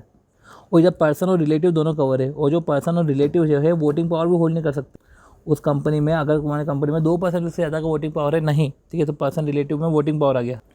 तो एक तो आ गया तुम्हारा कैश, एक तो आ गया auditor firm, legal firm, consulting firm, और एक आ गया तुम्हारा वोटिंग पावर कंपनी में नहीं हो सकता। आप इंडिपेंडेंट डायरेक्टर हो तो आपका, आपके रिलेटिव का जो भी है 2% तक का वोटिंग पावर हो सकता, 2% से ज़्यादा का वोटिंग पावर नहीं हो सकता। और एक MCQ था कि पर्सन और रिलेटिव जो है, आप CEO हो किसी NPO के, वो NPO जो रिसिप्ट करती है 25% तक कैश से, क्या कंपनी के प्रमोटर डायरेक्टर से, तो कंपनी के प्रमोटर डायरेक्टर से अगर रिसीव करती है तो NPO में आप 25% हो, NPO उस NPO में आप CEO हो, डायरेक्टर हो, या तो आप होल्ड करते हो 2% ऑफ वोटिंग पावर। सॉरी, इसमें ऐसा है कि NPO वो है या तो वो रिसीव करती है at least 25% of the total receipts उस कैश से और कंपनी के प्रमोटर डायरेक्टर से, और एक ऐसा है या तो वो NPO जो at least 2% of voting power hold करती है कंपनी में। तो NPO की बात करें, वो तो अगर 2% भी होल्ड करती है तो आप उन NPO के CEO और NPO के CEO और जो है NGO बोल सकते हैं, CEO ऑफ डायरेक्टर नहीं बन सकते, ठीक है। तो इधर NPO को जो है, नॉट प्रॉफिट ऑर्गेनाइजेशन जो है, वहाँ के CEO डायरेक्टर नहीं बन सकते। तो NPO के CEO डायरेक्टर नहीं बन सकते, कैश के KMP एम्प्लॉय नहीं बन सकते। KMP एम्प्लॉय की बात करी, फिर एम्प्लॉय के बाद उन्होंने वास्ट कर दिया, देखो ऊपर से चले KMP फिर एम्प्लॉय, फिर आए एम्प्लॉय प्रोप्राइटर पार्टनर, आप, ठीक है, ऑडिटर, लीगल कंसल्टिंग फर्म, इनके नहीं बन सकते। फिर बोलता वोटिंग पावर नहीं हो सकता आपका, ठीक है। फिर ये बोल दिया कि आप CEO MD नहीं बन सकते, ठीक। तो 2% का वोटिंग पावर तक चलेगा, 2% से नीचे तक का चलेगा, 2% में नहीं चलेगा। जो 2% या उससे ज़्यादा है तो आप नहीं बन पाओगे, ठीक है। कैश के साथ ट्रांजेक्शन 10% से तक का या उससे ज़्यादा का होगा तो नहीं बन पाओगे, उसमें एम्प्लॉय प्रोप्राइटर पार्टनर नहीं बन पाओगे। कंपनी में 2% वोटिंग पावर होल्ड करते तो नहीं बन पाओगे। इसमें भी current year preceding financial year है, इसमें भी current year preceding financial year है। वोटिंग पावर में ऐसा कुछ भी नहीं है, CEO डायरेक्टर में ऐसा नहीं है। तो KMP एम्प्लॉय आ गया, current year preceding financial year, फिर एम्प्लॉय प्रोप्राइटर पार्टनर आ गया। और लीगल कंसल्टिंग फर्म में भी बड़ी फर्म है, और लीगल कंसल्टिंग फर्म का भी कैश के साथ, कंपनी के साथ नहीं, कैश के साथ ट्रांजेक्शन अगर 10% या उससे ज़्यादा का है, फिर जो है वोटिंग पावर होल्ड नहीं कर सकते। और पर्सन और रिलेटिव अगर CEO डायरेक्टर है किसी NPO के, तुम CEO डायरेक्टर हो, वो NPO जो 25% की रिसिप्ट देती है, या NPO जो होल्ड करती है 2% of voting power in company, ठीक। या NPO जो 25% की प्रोसीड, जो टोटल प्रोसीड का 25% या उससे ज़्यादा जो है उसको कैश से मिलता है, कैश कंपनी के प्रमोटर डायरेक्टर से मिलता है। फटाफट सिलेक्शन ऑफ इंडिपेंडेंट डायरेक्टर देखते हैं। देखो कंपनी सिलेक्ट करती है, मैंने सेंट्रल गवर्नमेंट बताता है। इंडिपेंडेंट डायरेक्टर का एक डेटा बैंक, SEBI RBI कुछ भी नहीं है, data bank notified by central government है। ये डेटा बैंक जो है कौन मेंटेन करता है, Indian institute of corporate affairs Manesar में। अब देखो ये जो 3 पर्सन है, 3 टाइप के लोग हैं। पर्सन जिसका अपॉइंटेड है, person intent to get appointment, जिसकी इच्छा है अपॉइंट होने की, तो पर्सन जो अपॉइंटेड है, ठीक है, तो 7 मंथ में उसको ये करना है, अप्लाई करो online. Person intent to get appointment, जिसकी इच्छा है अपॉइंट होने की, दिन हो नहीं हो जो भी हो, तो डेटा बैंक में अपना नाम लिखवा दे। अब देखिए वही सब्सक्रिप्शन फीस है, 1 साल 5 साल लाइफ टाइम की फ़ीस है, ठीक है। और एक्सपायरी होने के बाद 30 दिन में उसको रिन्यूअल भी कराना पड़ता है, ठीक है। डेटा बैंक में नाम लिखवा लो आपका, उसके फीचर क्या है, उसमें नेम एड्रेस आपका क्वालिफिकेशन चले जाएगा, ये ISA की वेबसाइट पे लेगा, ठीक है। अब देखो कंपनी अगर इसमें से सिलेक्ट करी तो उसको अपना ड्यू डिलिजेंस तो करना ही पड़ेगा, GM में OR पास करना पड़ेगा, ये सब तो करना ही पड़ेगा, ठीक है। और नोटिस ऑफ द मीटिंग, वही एक्सप्लेनेटरी स्टेटमेंट जाएगा, नोटिस में नोटिस जाएगा, notice attach with the explanatory statement in justification of appointment. ठीक है। तुमने अपना नाम लिखवा देना इधर, कुछ चेंजेस है तुम्हारे इसमें तो इंटीमेट कर दो 15 दिन के अंदर। अब इंडिपेंडेंट डायरेक्टर जो है बोर्ड को डिक्लेरेशन देता है, कितने डिक्लेरेशन देता है, एक तो इंडिपेंडेंसी का डिक्लेरेशन देता है 149(6) का, ठीक है। तो कंप्लायंस किया 149(6) का एक डिक्लेरेशन दे दिया, और एक ये है कि उसने 6(1) और 6(2) का कंप्लायंस किया है, 2-3 डिक्लेरेशन जाएंगे, एक 6(1) का कंप्लायंस किया, 6(2) का कंप्लायंस किया, मतलब कि उसने फीस पे करके डेटा बैंक में नाम लिखवाया है, साथ ही साथ उससे जब रिन्यूअल कराना रहता है तो 30 दिन में वो रिन्यूअल करा लेता है। अब सब इन जो इंडिपेंडेंट डायरेक्टर है ना, इनके एग्जाम भी होते हैं, 60% लाने पड़ते हैं, अटेम अनलिमिटेड है और विदिन 1 ईयर विदिन 1% है, तो 60% लाओ, ठीक है। अटेम अनलिमिटेड है, conduct within 1 year of inclusion, 1 साल के अंदर तुम्हारी एग्जाम होती है, और जो कोई एग्जामेशन नहीं, इनको एग्जामेशन नहीं है, सॉरी इनको जो है इसको टैक्स देने की जरूरत नहीं है, मतलब कि ये तो एग्जाम्प्ट है। कौन सा एग्जाम्प्ट है? तुम वो पर्सन हो जो तुम डायरेक्टर हो, ठीक है, 10 साल से डायरेक्टर हो, किसमें? तुम लिस्टेड कंपनी में डायरेक्टर हो या पब्लिक कंपनी जिसका पेड अप कैपिटल 10 करोड़ या उससे ज़्यादा। अरे तुम ऐसे लोग हो कि जिसका पेड अप कैपिटल 10 करोड़ या ज़्यादा है, हो तुम उसमें डायरेक्टर हो, तुम लिस्टेड कंपनी में डायरेक्टर हो, तुम्हारी क्या एग्जाम लेंगे यार? कैसी बात करो? तुम तो ऐसे ही अपना नाम लिखवा दो, तुम्हारी क्या एग्जाम लेंगे? तुम तो वैसे ही डायरेक्टर हो, तुम तो वैसे ही प्रैक्टिकल में तोड़ फोड़ हो। लिस्टेड कंपनी में डायरेक्टर हो, पब्लिक कंपनी जिसका पेड अप कैपिटल 10 करोड़ या मोर है, उसमें तुम डायरेक्टर हो। रेसिडेंट डायरेक्टर की हमने बात कर ली है 1920 के लिए, ठीक है, हो गया अपना स्मॉल शेयर होल्डर डायरेक्टर। अब देखो स्मॉल शेयर होल्डर डायरेक्टर में क्या है, मैक्सिमम 2 कंपनी में हो सकते हो, ये तो आपको पता है। तुम एसएससी से सीज हो गए, देखो इंडिपेंडेंट डायरेक्टर में से था, तुम सीज हो गए, कूलिंग पीरियड 3 साल का है, तुम किसी दूसरे का नहीं जा सकते, किसी दूसरे का में अदर कैपेसिटी में एसोसिएट हो सकते हो, इंडिपेंडेंट नहीं बन सकते।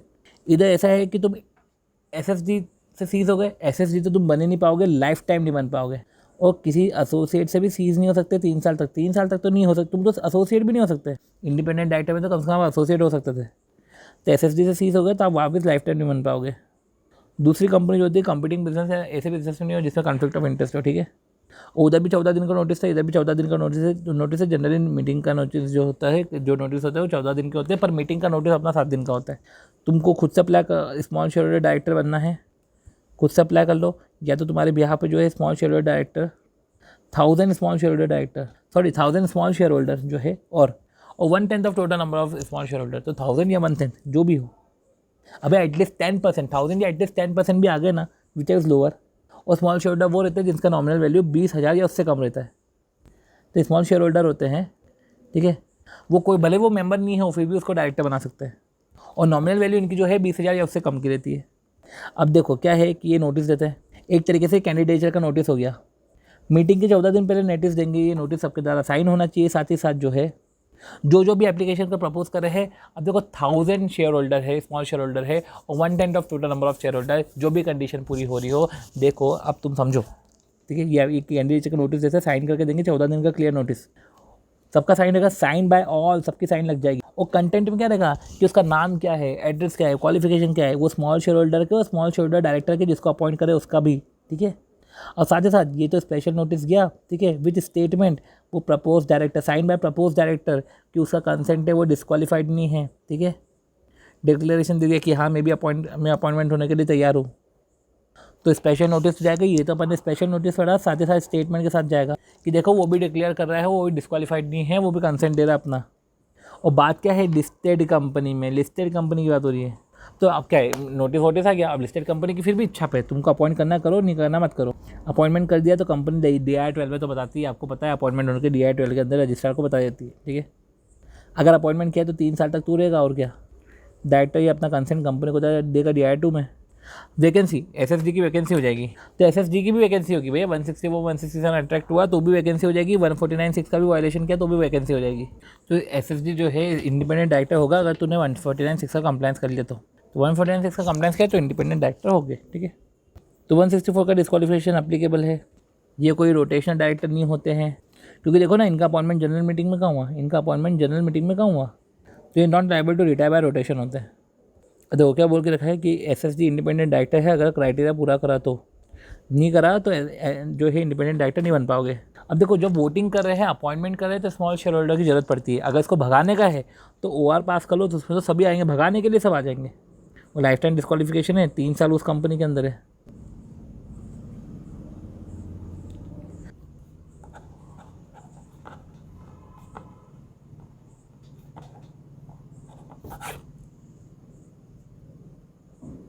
एडिशनल अटर्नी नॉमिनी कैजुअल, सबसे आर्टिकल से इधर पावर मिलती है, आर्टिकल से इधर पावर मिलती है।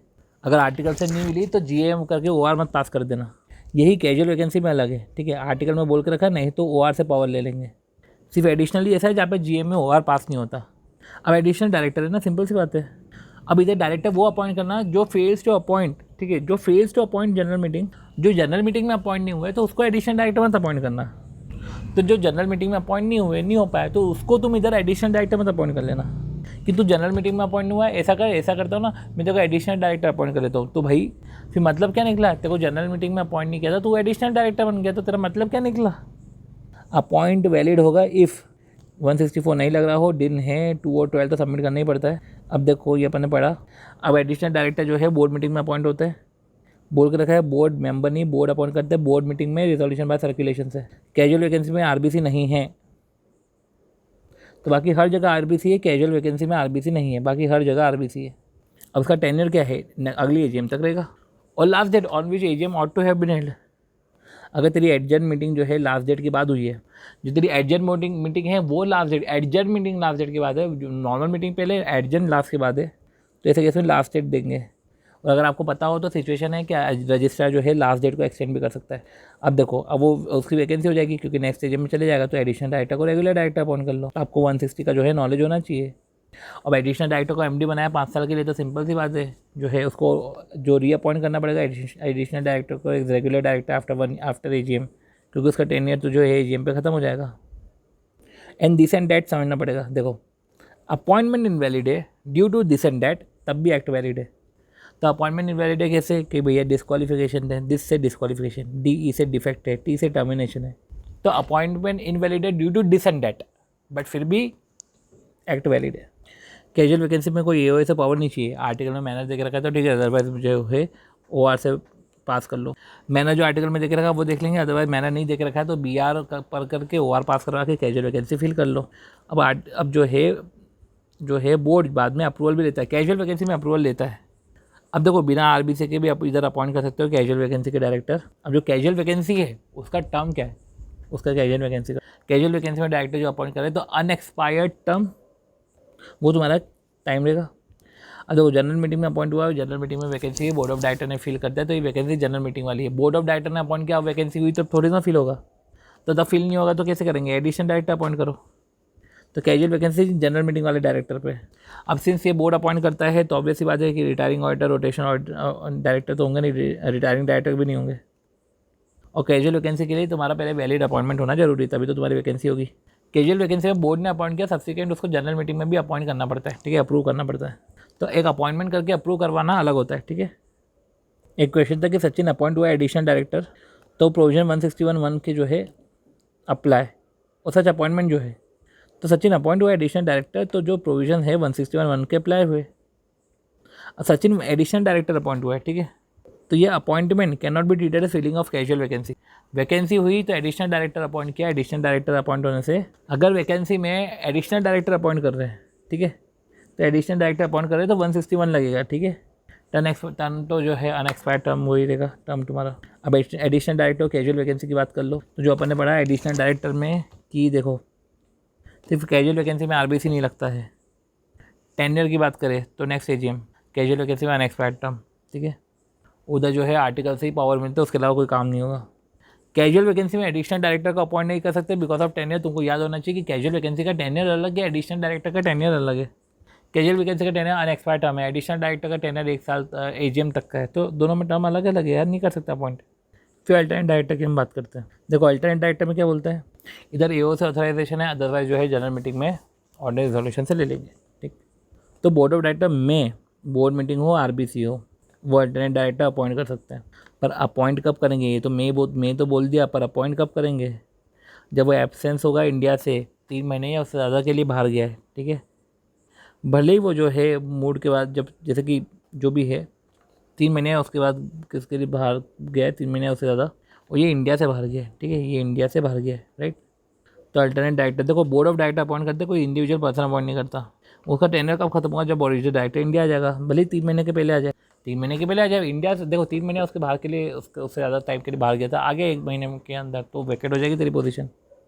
अल्टरनेट डायरेक्टर को भी वीडियो कॉन्फ्रेंसिंग में तो आना पड़ेगा, तो वीडियो कॉन्फ्रेंसिंग में आओ तो वैकेंसी नहीं है, मतलब आना पड़ेगा, वीडियो कॉन्फ्रेंसिंग से आओ तो वैकेंसी नहीं है। अगर अब देखो, अब रॉबर्ट अब्रॉड गया था, इंडिया आया, टेम्पररीली आया, अब देखो इंडिया आया पर वो मीटिंग अटेंड नहीं करा है, तो फिर अल्टरनेट डायरेक्टर रहेगा, ठीक है। Thus become unable to transact business, क्योंकि इंडिया टेम्पररीली आया 1-2 दिन के लिए, फिर वापस कंट्री को लीव कर दिया, ठीक है। तो come into India that doesn't mean कि अल्टरनेट डायरेक्टर जो है अब वेकेट हो जाएगा, उसका टेन्योर खत्म हो गया, ठीक है। अल्टरनेट डायरेक्टर वुड कंटिन्यू, वो कंटिन्यू रहेगा, ठीक है। तो ये अपन ने पढ़ा। अब देखो अल्टरनेट डायरेक्टर जो होता है, अब समझो ना तो वो रिप्रेजेंटेटिव है ना तो वो प्रॉक्सी है। तो ना तो वो रिप्रेजेंटेटिव है ना तो प्रॉक्सी है, उसकी एक सेपरेट आइडेंटिटी है ना। वो एजेंट नहीं है, वो कोई प्रॉक्सी नहीं है, कोई इसका रिप्रेजेंटेटिव नहीं है, उसकी एक सेपरेट आइडेंटिटी है, ठीक है। टोटल नंबर ऑफ डायरेक्टर में आएगा, टोटल नंबर ऑफ डायरेक्टर में आएगा। तो वापस मैं बोल रहा हूँ, टोटल नंबर ऑफ डायरेक्टर में आएगा, पर ये जो है रोटेशनल नहीं है, क्योंकि रोटेशन में वो डायरेक्टर है जो अपॉइंट होते हैं जनरल मीटिंग में। कुछ इन एलिजिबिलिटी के क्राइटेरिया है कि आप जो है किसी एक डायरेक्टर के अल्टरनेट हो तो दूसरे डायरेक्टर के उस कंपनी में अल्टरनेट नहीं हो सकते। आप किसी कंपनी में डायरेक्टर हो तो उस कंपनी में अल्टरनेट डायरेक्टर नहीं हो सकते। देखो, डायरेक्टर हो तो अल्टरनेट नहीं हो सकते, और एक के अल्टरनेट हो तो दूसरे के अल्टरनेट नहीं हो सकते। अगर ओरिजिनल डायरेक्टर इंटरेस्टेड है कॉन्ट्रैक्ट में, तो अल्टरनेट डायरेक्टर ये नहीं मान लिया जाएगा कि वो भी इंटरेस्टेड है, ठीक है। वो इंटरेस्टेड नहीं है, अल्टरनेट डायरेक्टर भी अपॉइंट होता है तो उसको भी कंपनी को DI2 तो भेजना पड़ता है, वो कंपनी जो है DI12 भेज देती है। DI11 कब लगता है? सिर्फ रेजिग्नेशन पे DI11 है, वो भी में है, ठीक है। और स्मूथ फंक्शनिंग इन सब के लिए अल्टरनेट डायरेक्टर अपॉइंट करता है। वो बाहर चले गए, अब क्या करें, स्मूथ फंक्शनिंग तो करनी पड़ेगी ना हमको। अब देखो, director cease to be director, अगर डायरेक्टर सीज हो गया, उसका टेन्योर खत्म हो गया, तो जो है director cease to be director, तो अल्टरनेट डायरेक्टर को तो अपनी प्लेस वेकेट करनी पड़ेगी, ठीक है। उसका भले ऑटोमेटिक रीअपॉइंटमेंट हो जाए, पर अल्टरनेटिव डायरेक्टर की तो अपनी पोजीशन जो है वो वेकेट करनी पड़ेगी, उसको कोई ऑटोमेटिक रीअपॉइंटमेंट करने का प्रावधान नहीं है। देखो क्या बोल के रखा है कि अल्टरनेट डायरेक्टर अपॉइंट हुआ है NED के प्लेस पे, ठीक है। अब NED जिसका टर्म इनडेफिनेट है, तो अल्टरनेट डायरेक्टर का टेन्योर क्या होगा, प्रोवाइड करो कि भैया ओरिजिनल डायरेक्टर रिटर्न में इंडिया में ही नहीं आया 3-4 साल से, मैं किसी डायरेक्टर के उसमें उसकी जगह पे अपॉइंट हुआ, वो 3-4 साल से वो इंडिया में नहीं आया, तो मैं क्या करूँ। तो देखो 3-4 साल से इंडिया में नहीं आया है, तो देखो इसमें ये है कि तू मतलब कि बोर्ड मीटिंग ही अटेंड नहीं करा 12 महीने से, और बोर्ड मीटिंग अटेंड नहीं करा है तो वैकेंसी हो जाएगी। तो director cease to be director, vacancy हो गई, सीज टू बी डायरेक्टर हो गया। तो जब ओरिजिनल डायरेक्टर की वैकेंसी हो गई, तो अल्टरनेट डायरेक्टर को भी छोड़ दो, ठीक है। पर वही है कि अगर ओरिजिनल डायरेक्टर वीडियो कॉन्फ्रेंसिंग से आता है तो ठीक है भैया, वो तो अल्टरनेट डायरेक्टर रहेगा, अल्टरनेट डायरेक्टर की डायरेक्टरशिप कंटिन्यू रहेगी। इनफैक्ट ऐसे केस में जो है बोर्ड तो जो है शायद अपॉइंट भी नहीं करे, क्योंकि 3 महीने या उसके बाद, देखो 3 महीने उससे ज़्यादा के रह गया, स्मूथ फंक्शनिंग हो रही है तो शायद नहीं भी करे अपॉइंट। और साथ ही साथ जो है अगर वीडियो कॉन्फ्रेंसिंग से आ रहा है तो तेरी डायरेक्टरशिप भी अफेक्ट नहीं होगी, क्योंकि तू 12 महीने, ऐसा तो है नहीं कि तू आ नहीं रहा है, बोर्ड मीटिंग में आ रहा है 12 महीने, तो एक सिचुएशन नहीं क्रिएट होती कि जब तुम 12 महीने से बोर्ड मीटिंग में नहीं आ रहे हो, क्योंकि तुम वीडियो कॉन्फ्रेंसिंग में आ रहे हो। अब एक अच्छा पॉइंट था, जो एक अच्छा क्वेश्चन था, अगर आपको याद हो तो, कि नॉमिनी है 2 डायरेक्टर, तो वो तो टोटल नंबर ऑफ डायरेक्टर में नहीं आएगा। फिर सेकंड AGM में 1, 2, 3 को अपॉइंट किया, थर्ड AGM में 4, 5 को अपॉइंट किया, और थर्ड AGM के बाद जो है subsequent to third additional director appoint किया, और एक 1 मोर एडिशनल डायरेक्टर को अपॉइंट किया, और एक एक्सीलेंट डायरेक्टर को अपॉइंट किया, सेकंड AGM में MD अपॉइंट किया। और फिर थर्ड AGM की बात हो रही है, अब तो समझो, थर्ड AGM में 4th और 5th को अपॉइंट किया, और सोल को अपॉइंट किया था पर वो मर गया, तो उसकी जगह पे जो है कैजुअल वैकेंसी में किसी को डायरेक्टर को अपॉइंट किया। सबसे पहले तेरे पास टोटल डायरेक्टर कितने हैं, टोटल 11 डायरेक्टर है, जिसका कंपोजिशन बता के रखा था। 2 नॉमिनी तो पहले ही हट जाते हैं, इंडिपेंडेंट नॉमिनी तो वैसे भी नहीं आते, ठीक है। देखो पॉइंट ये है कि नॉमिनी ऑफ स्पेशल एक्ट नहीं आते, तो देखो 11 में से 2 अपॉइंट माइनस कर दिए, मान लिया कि नॉमिनी ऑफ स्पेशल एक्ट है। अब जो रोटेशन है वो तो 2/3 हो गए, ठीक है। तब 2/3 हो गया मतलब एटलीस्ट 6 हो गए, 9 का 2/3 हो गया मतलब 6, तो 6 डायरेक्टर को हटा रहे हैं, तो कौन कौन से डायरेक्टर होंगे, 1, 2, 3, 4, 5 ऐसा। तो देखो 1, 2, 3, 4, 5 तो है ही, और एक्सीलेंट को भी तो अपॉइंट किया था, वो भी आ गया। अब देखो 1, 2, 3 तो जो है साथ में अपॉइंट हुए थे, तो म्यूचुअल कंसेंट और लॉट से हो जाएगा, ठीक है। बाकी जो है इनका जो तरीका होगा वो LML का होगा, पर 1, 2, 3, 4, 5 में तो म्यूचुअल कंसेंट या लॉट से हो जाएगा। और देखो सोल को आया है, तो सोल जो है अपना नॉन रोटेशन डायरेक्टर है, क्योंकि जो सोल है, सोल अपॉइंट पर वो मर गया, तो उसकी जगह कैजुअल जो है अपॉइंट हुआ है, सॉरी सोल अपॉइंट हुआ है, मर गया, तो कैजुअल को कैजुअल डायरेक्टर अपॉइंट किया। तो देखो ये जो अभी इधर अपन बात कर रहे हैं कि देखो एडिशनल डायरेक्टर 1 मोर डायरेक्टर और कैजुअल, तो एडिशनल 1 मोर कैजुअल जो है वो तो नॉन रोटेशनल है, तो रोटेशन की अपन ने बात कर ली, ठीक है। एटलीस्ट 6 थे, तो 1, 2, 3, 4, 5 और एक्सीलेंट हो गया रोटेशनल डायरेक्टर, ठीक, क्योंकि उस पॉइंट पे जो है वही थे, ठीक। जो रोटेशनल है वो नॉन रोटेशनल है, वो एडिशनल 1 मोर और कैजुअल हो जाएंगे, ठीक है। उसको समझो कि वो सोल को जो है वो उसकी जगह एक डायरेक्टर अपॉइंट किया था, डायरेक्टर मर गया, उसकी जगह कैजुअल अपॉइंट हुआ है, तो कैजुअल अपॉइंट है मतलब वो कैजुअल डायरेक्टर अपॉइंट हुआ है। तो अभी अपन ने रोटेशनल डायरेक्टर की बात करी, रिटायरिंग डायरेक्टर की बात नहीं करी। तो 3 का में से 1/3 है रिटायरिंग डायरेक्टर। तो मेरे जो म्यूचुअल लॉट्स है गलती से मैंने इधर बोल दिया, मेरे को नीचे बोलना था। तो रोटेशनल में से जो है एटलीस्ट 2 जो है रिटायरिंग होंगे। अब देखो रिटायरिंग में भी 1 2 3 जो है साथ में पॉइंट हुआ है, तो म्यूचुअल वो हो गया, म्यूचुअल कंसेंट से होंगे, म्यूचुअल कंसेंट या लॉट से होंगे। एडिशनल डायरेक्टर जो है तो वो नॉन रोटेशनल होते हैं। एडिशनल डायरेक्टर को आप रिटायर तो कर नहीं सकते आप, ठीक है। रेगुलर डायरेक्टर ही रिटायरिंग डायरेक्टर होंगे। रेगुलर डायरेक्टर रोटेशनल डायरेक्टर है वही रिटायरिंग डायरेक्टर होंगे, ठीक है। वो समझो अगर आर्टिकल बोले तो सारे के सारे डायरेक्टर रिटायरिंग डायरेक्टर हो सकते हैं। तो जो अपने 1 2 3 4 5 है और एडिशनल जो है 1 2 3 4 5 और एक्सीलेंट जो है, तो एक्सीलेंट भी जो नॉन एग्जीक्यूटिव डायरेक्टर है चाहे तो सारे के सारे रिटायरिंग डायरेक्टर कर दो, ठीक है। पर अपन क्या बोलते हैं कि चलो ठीक है, जो अपना तरीका है वो अपना है, तुमको रिटायर करो तो तुम सबको रिटायर कर सकते हो मेरी तरफ से, तो ठीक है। तो रोटेशनल भी जो है तो सब हो सकते हैं, रिटायरिंग भी सब हो सकता है। तो इस तरीके से जो है अपना क्वेश्चन समझ में आ गया आपको कि नॉमिनी पहले ही हट जाएंगे 1 2 3 4 5 और एक्सीलेंट जो है हमारे जो है वो रोटेशनल डायरेक्टर है। वो वैसे भी 6 की कंडीशन पूरी कर देंगे, ये 5 हो गया, ये 6 हो गया, ये तो वैसे भी नॉन रोटेशनल डायरेक्टर है। अब ये जो इतने सारे लोग हैं इसमें से 1/3 जो है नियरेस्ट 1/3 मतलब 2, तो 2 है तो पहले तो इनमें से निकलेगा, ठीक है। म्यूचुअल लॉट्स या जो है उससे हो जाएगा, म्यूचुअल लॉट्स और जो है म्यूचुअल कंसेंट या लॉट से। अब पॉइंट ये है कि रिटायर करना हो तो सही सबको ही रिटायर कर सकते हो। ये रिटायरिंग डायरेक्टर है, वैसे 1/3 होते हैं रिटायरिंग डायरेक्टर, नियरेस्ट 1/3, पर अगर रिटायर करना तो सबको रिटायर कर सकते हैं। वो रिटायर तब कर सकते हो अगर आर्टिकल बोले तो। फिर आती है बात नॉमिनी डायरेक्टर की। देखो तो इधर नॉमिनी डायरेक्टर कंपनी देखकर नॉमिनी डायरेक्टर की बात कर रहे हैं, तो अब इधर देखो बैंक को थर्ड पार्टी जो है अपॉइंट कर, नॉमिनी डायरेक्टर इसलिए अपॉइंट किया क्योंकि देखो जो है बैंक ने पैसे दिए कंपनी को, तो जो है वो नॉमिनी अपॉइंट कर दिए, ठीक है। उसमें एट द रेट में तो ये बोलना पड़ेगा कि देखो क्या है, नॉमिनी डायरेक्टर का काम क्या है कि वो एक्टिविटी देख रहा है कि लोन कंडीशन प्रॉपर्ली यूज़ हो रहा है कि नहीं हो रहा है, प्रॉपर पे कर रहे हैं कि नहीं, यूटिलाइजेशन ऑफ लोन प्रॉपर हो रहा है कि नहीं, पब्लिक इंटरेस्ट में जो भी है वो करेंगे। देखो सिर्फ ऑथराइज बाय आर्टिकल ना कैजुअल वैकेंसी में ही नहीं लगता कि हमको आर्टिकल से ऑथराइजेशन सिर्फ कैजुअल वैकेंसी में ही नहीं चाहिए। अब देखो नॉमिनी डायरेक्टर में क्या, वही बैंक और फाइनेंशियल इंस्टीट्यूशन थर्ड पार्टी जो है वो अमाउंट देती, नॉमिनी डायरेक्टर अपॉइंट कर सकती है, ये सब चीज़ें हैं समझने के लिए। देखो इधर बोर्ड जो है अपॉइंट करता है, देखो क्या लिखा हुआ है कि बोर्ड अपॉइंट, ठीक है। डायरेक्टर नॉमिनेट बाय, देखो नॉमिनेट इंस्टीट्यूट करती है, नॉमिनेट इंस्टीट्यूट ने करा तो ठीक है, नॉमिनेट जो है इंस्टीट्यूट ने करा और एज़ पर द लॉ जो है बोर्ड जो है अपॉइंट करेगी।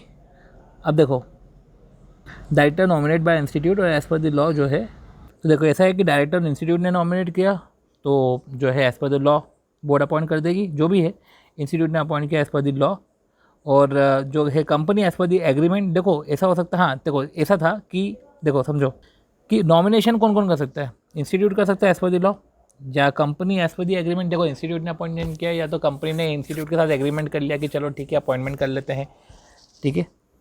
तो इंस्टीट्यूट ने खुद ने अपॉइंटमेंट किया, ठीक है, एज़ पर दी लॉ, या दोनों ने मिल के एक एग्रीमेंट कर लिया, या तो सिर्फ सेंट्रल गवर्नमेंट है, ठीक है, by virtue of share holding, central government की शेयर होल्डिंग, क्योंकि इधर तो गवर्नमेंट नॉन गवर्नमेंट ऐसा तो देखते नहीं ना अपन, तो central government by virtue of share holding in government company उन्होंने अपॉइंट किया एक नॉमिनी डायरेक्टर। तो डायरेक्टर जो है इंस्टीट्यूट ने अपॉइंट किया या तो जो है साठगांठ करके एक as per the agreement appointment हुआ है, या by virtue of share holding है। तो by virtue of share holding है, तुम्हारी शेयर होल्डिंग है, तुमने अपॉइंट कर दिया, ठीक है, ये अपना हो गया। अब एक रिमूवल ऑफ डायरेक्टर फटाफट अब कर लेते हैं। क्या बोला है कि डायरेक्टर का रिमूवल है, ठीक है, तो अब रिमूव कर रहे हो तो स्पेशल नोटिस लग जाएगा। तो एलिजिबल मेंबर रिमूव कंपनी को एप्लीकेशन देंगे, रिमूवल ही करना है ना, तो एलिजिबल मेंबर कंपनी को एप्लीकेशन देंगे।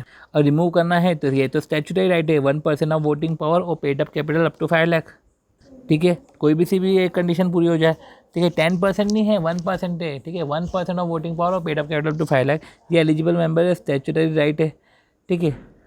अब ये बात है कि स्टैट्यूटरी राइट है, तो जब भी स्टैट्यूटरी राइट आता है और अगर आर्टिकल में कुछ अलग देख रखा है तो आर्टिकल कॉन्ट्रावेंशन में निकल जाता है। तो एलिजिबल मेंबर है तो वो स्पेशल नोटिस देते हैं कंपनी को, ठीक है। तो अब कंपनी को नोटिस देते हैं तो भैया वो 3 महीने और 14 डेज, तो ठीक है मैक्सिमम 3 महीने पहले नोटिस दे दो, या तो 14 दिन का जो है क्लियर नोटिस वो है कंपनी को देते हैं। ग्राउंड्स की ज़रूरत बिल्कुल भी नहीं है। अब रिमूवल ऑफ डायरेक्टर है तो कोई से भी डायरेक्टर के रिमूवल इधर हो सकता है। अब ऐसे केस में कंपनी जो है, अब कंपनी डायरेक्टर को वो बताएगी कि देखो तुम्हारे अगेंस्ट में जो है एप्लीकेशन आई है, डायरेक्टर को राइट टू बी हर्ड है, तुमको अपॉर्चुनिटी ऑफ बीइंग हर्ड दी है, तुमको रिप्रेजेंटेशन दो, तुमको राइट टू हर्ड दे के रखा है, ठीक है। तो राइट टू हर्ड है, ठीक है, तो right to heard on return representation के मैटर पे तो है ही है, क्योंकि तुमने रिप्रेजेंटेशन किया है। दूसरे मैटर पे भी तुमको राइट टू हर्ड दिया जाएगा, ठीक है। अब देखो रिप्रेजेंटेशन साथ में अटैच होकर चले जाएगा, अदरवाइज जो है तुम वहाँ पे आप उसको रीड आउट कर लेना। तो 7 क्लियर डेज का नोटिस जाएगा, स्पेशल नोटिस में रिटर्न रिप्रेजेंटेशन, और एक और स्पेशल नोटिस जाएगा कि हम जो है इसको रिमूव करके किसी दूसरे को अपॉइंट करें to appoint another in general meeting. उसका जो टेन्योर होगा ऑब्वियस सी बात है कि वो अनएक्सपायर्ड टर्म के लिए होगा। अब देखो special notice to appoint another at general meeting, if general meeting नहीं, या तो अगर जनरल मीटिंग नहीं हुई, देखो ये रिमूवल ऑफ डायरेक्टर है, ये डायरेक्टर का रिमूवल हुआ है तो जनरल मीटिंग में हम अपॉइंट कर देंगे, ठीक है। इस टाइप की चीज़ें थी। अगर जनरल मीटिंग नहीं हुई, या तो कभी डायरेक्टर ही जनरल मीटिंग में अपॉइंट नहीं हुआ, ठीक है, मीटिंग नहीं हुई या मीटिंग हुई पर डायरेक्टर अपॉइंट नहीं हुआ, तो ये जो वैकेंसी है ये कैजुअल वैकेंसी हो जाएगी। देखो तो उधर रिमूव करेंगे अगर अपॉइंट नहीं हुआ, ठीक है, वो मीटिंग ही नहीं हुई, तो ऐसे केस में जो है ये कैजुअल वैकेंसी हो जाएगी। तो फिर बोर्ड अपॉइंट कर देगा। जो डायरेक्टर को रिमूव कर रहे हैं, जनरल मीटिंग में जो है किसी दूसरे को अपॉइंट कर रहे हैं, जनरल मीटिंग नहीं हुई या किसी दूसरे को जनरल मीटिंग नहीं हुई, या तो जो है डायरेक्टर अपॉइंट नहीं हुआ, तो जो है ये कैजुअल वैकेंसी हो जाएगी। और फिर जो है बोर्ड ऑफ डायरेक्टर उसको अपॉइंट करेंगे जो भी है, क्योंकि रिमूवल भी जो होता है, अपॉइंटमेंट और रिमूवल जनरल मीटिंग में होता है, ठीक है। तो उधर रिमूवल हो रहा है तो उधर ही उधर अपॉइंट भी कर लेंगे। पर अगर अपॉइंटमेंट नहीं हुआ, मतलब रिमूवल तो हो गया है, जनरल मीटिंग में अपॉइंटमेंट नहीं हुआ, तो ये तो जो है जनरल मीटिंग में अपॉइंटमेंट नहीं हुआ तो ये अपनी कैजुअल वैकेंसी हो गई, ठीक है। और ठीक है, अब देखो अगर टाइमली सेंड नहीं करा तो जनरल मीटिंग में रीड कर लेंगे डिफेमेटरी रिमार्क्स से। जो रिमार्क्स है वो डिफेमेटरी रिमार्क्स अगर तुमने दे के रखे हैं तो ऐसे केस में जो डिफेमेटरी रिमार्क्स है, तो ऐसे केस में कंपनी या कंसर्न पर्सन जो है वो ट्रिब्यूनल को एप्लीकेशन देंगे। ट्रिब्यूनल अगर सेटिस्फाई हो जाएगा तो वो मना कर देंगे, ठीक है। तो नॉट, ठीक है, अब डिफेमेटरी रिमार्क्स है तो सेंड ही नहीं होगा, देखो सेंड ही नहीं होगा, रीड आउट ही नहीं करा जाएगा, ठीक है। कॉस्ट जो है इसकी पूरी डायरेक्टर बियर करेगा, ठीक है, इसकी पूरी कॉस्ट जो है डायरेक्टर बियर करेगा, भले वो पार्टी हो या नहीं हो।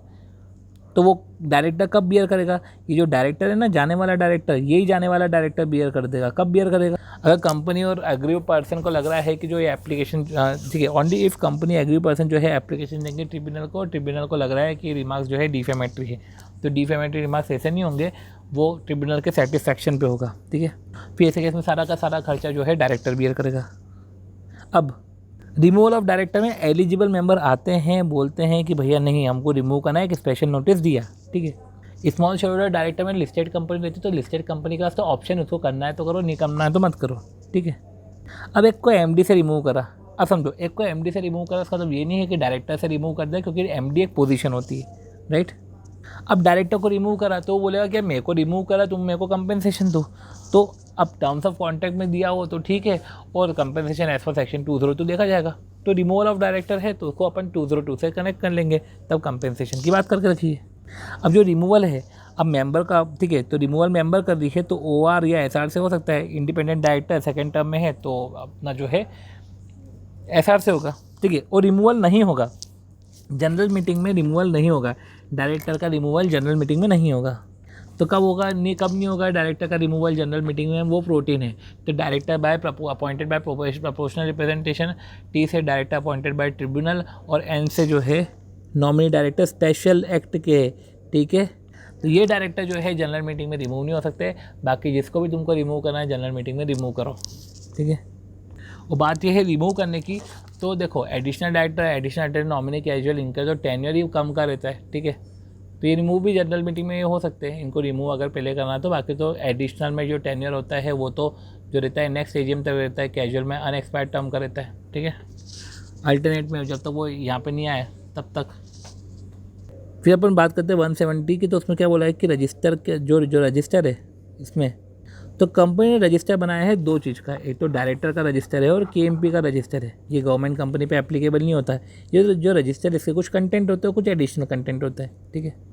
तो एडिशनल कंटेंट ये होते हैं कि जो डायरेक्टर का जो रजिस्टर है, केएमपी का रजिस्टर है ना, तो उन्होंने सिक्योरिटी कितनी होल्ड करके रखी है, ये सिक्योरिटी के रिस्पेक्ट में। तो डायरेक्टर और केएमपी का रजिस्टर है और एक और कॉलम में इसकी सिक्योरिटी कितनी होल्ड करके रखी है, तो सिक्योरिटी हेल्ड बाय, अब सिक्योरिटी भैया कंपनी में, एसोसिएट में, सब्सिडियरी में, होल्ड में, सिक्योरिटी रजिस्टर में बोल सकता हूँ, ठीक। अभी जो रजिस्टर है ना, बाकायदा रजिस्टर ऑफिस में ये पर्टिकुलर रखा हुआ रहेगा रजिस्टर ऑफिस में। अब जो है कंपनी जो DIR 12 में रिटर्न देगी 30 डेज़ में, ठीक है।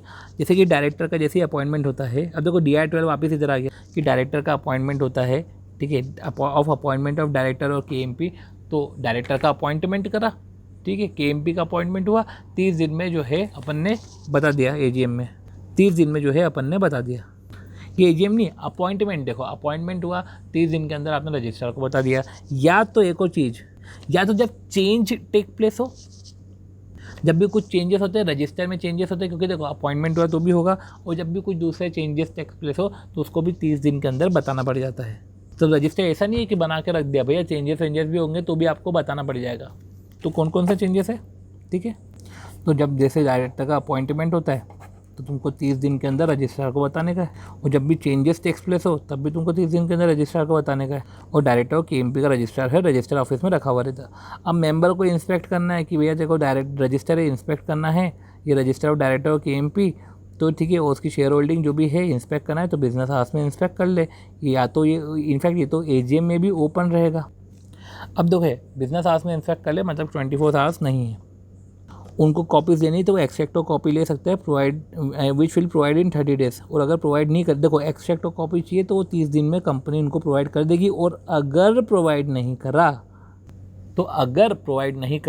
तो आप रजिस्ट्रार को एप्लीकेशन दे दोगे मेंबर कि देखो ये कंपनी तो प्रोवाइड ही नहीं कर रही है, हमारी ही कंपनी और हमको ही प्रोवाइड नहीं कर रही।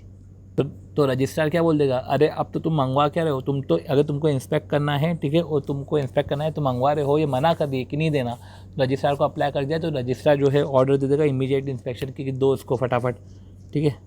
तो ऐसे उम्मीद कर दी जाती है कि आपको कॉपीज जो है वो 30 दिन में दे दे, ठीक। और ये एप्लीकेबल, ये भी गवर्नमेंट कंपनी पे एप्लीकेबल नहीं होता, ये भी गवर्नमेंट कंपनी पे एप्लीकेबल नहीं होता। गवर्नमेंट कंपनी को ऐसा रजिस्टर बनाने की जरूरत नहीं, फालतू के नाटक नहीं है। गवर्नमेंट कंपनी क्यों बता देंगे तो सबको समझ में नहीं आ जाएगा कि कौन कौन डायरेक्टर है, नहीं बताने का। गवर्नमेंट कंपनी पे एप्लीकेबल ही नहीं है।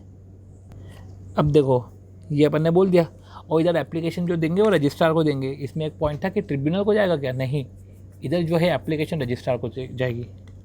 फिर ऐसे कैसे जो है रजिस्ट्रार जो है इंस्पेक्शन का ऑर्डर दे देगा, तो एप्लीकेशन जो है रजिस्ट्रार को जाएगी। फिर 172 लास्ट ये है कि अगर कंपनी ने कॉन्ट्रावेंशन किया है 149 से 171 का कुछ भी कॉन्ट्रावेंशन किया है, राइट, तो अगर कुछ ऐसा कॉन्ट्रावेंशन किया है 149 से 177 का, अब कॉन्ट्रावेंशन किया है तुमने 149 से 171 का, तो ये जो चैप्टर में जो भी कॉन्ट्रावेंशन किया है और अगर कहीं सेपरेट पेनल्टी नहीं है, ठीक है, तो ये सारी पेनल्टी जो है इधर जनरल पेनल्टी लग जाएगी। तो कंपनी को भी लगेगी और ऑफिसर को भी लगेगी, ठीक है। कंपनी और ऑफिसर इन डिफ़ॉल्ट को 50,000 से लेके 5 लाख तक की, 50,000 से लेके 5 लाख तक की लगेगी, ठीक है। तो अगर कॉन्ट्रावेंशन किया है कोई स्पेसिफिक पनिशमेंट कहीं नहीं है तो कंपनी एरिया ऑफिसर को 50,000 से लेके 5 लाख तक की लगेगी। और इस तरीके से अपना जो है चैप्टर 1 का पूरा रिविजन अराउंड 1.3 आवर्स में ओवर होता है। चलो मिलते हैं नेक्स्ट वीडियो में।